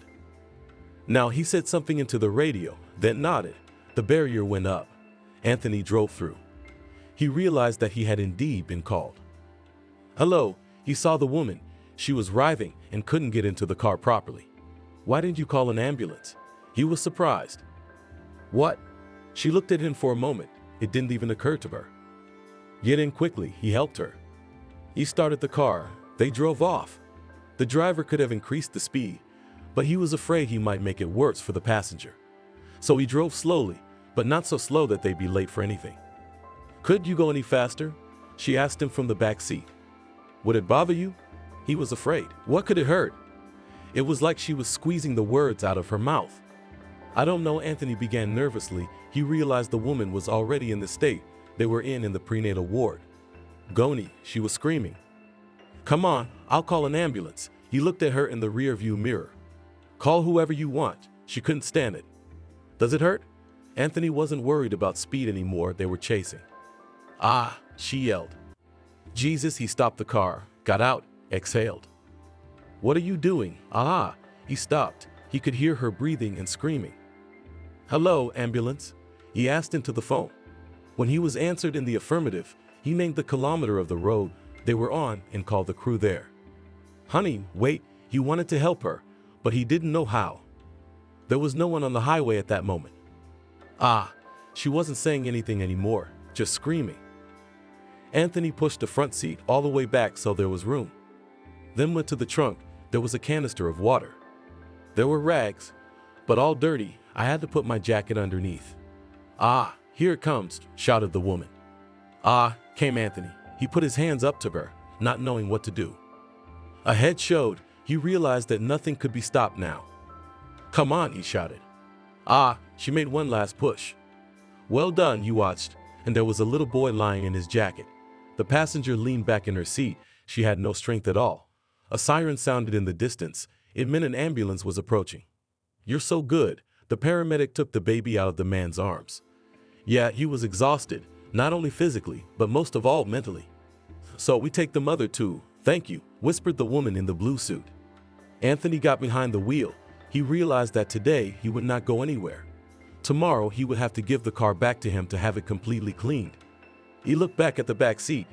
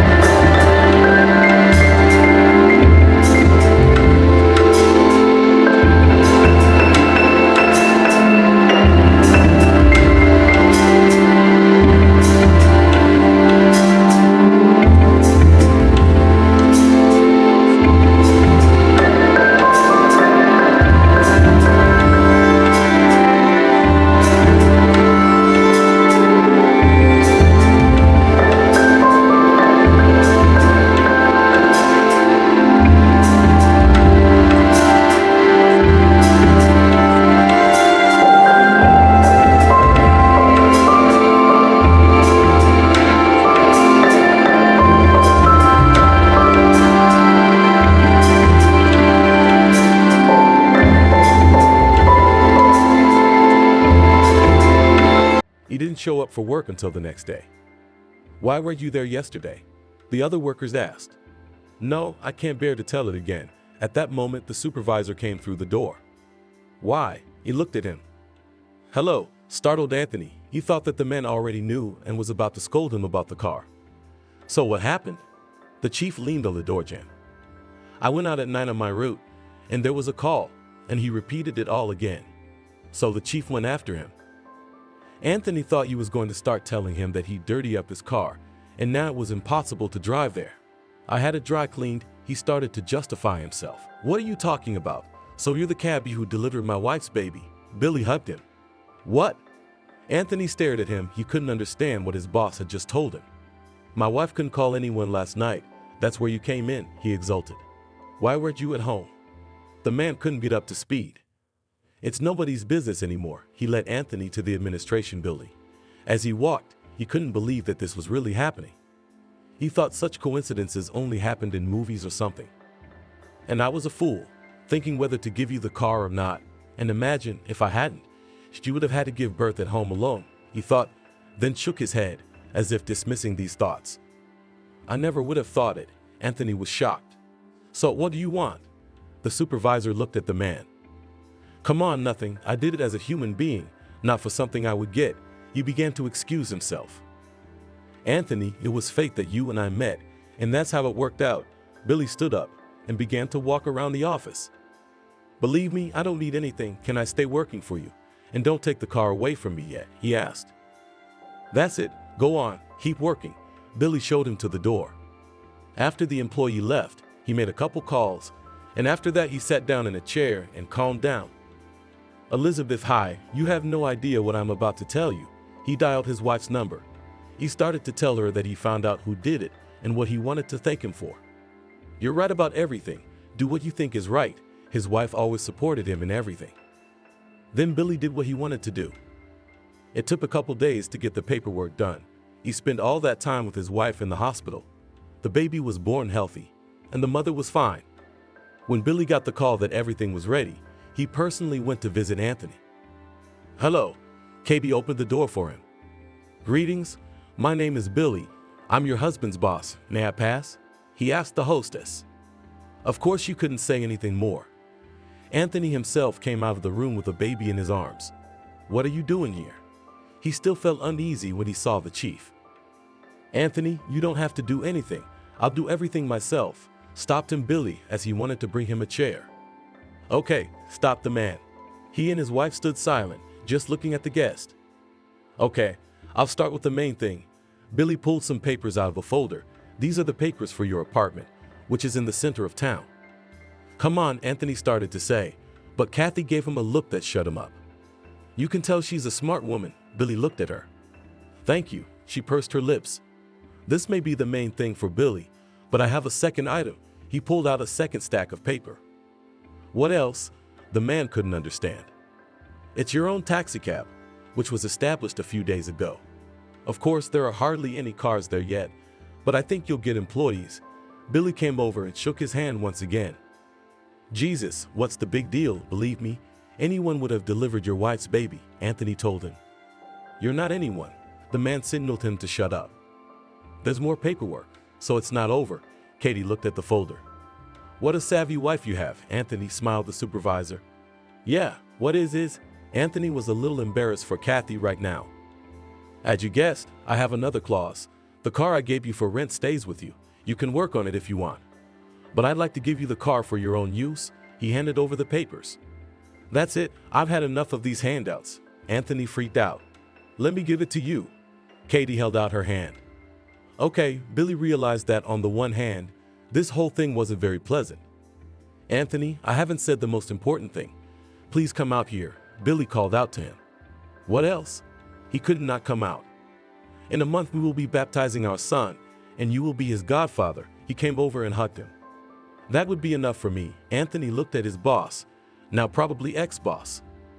Okay, that's enough. If I can afford it and you can't, why not help? He clapped his future cousin on the shoulder.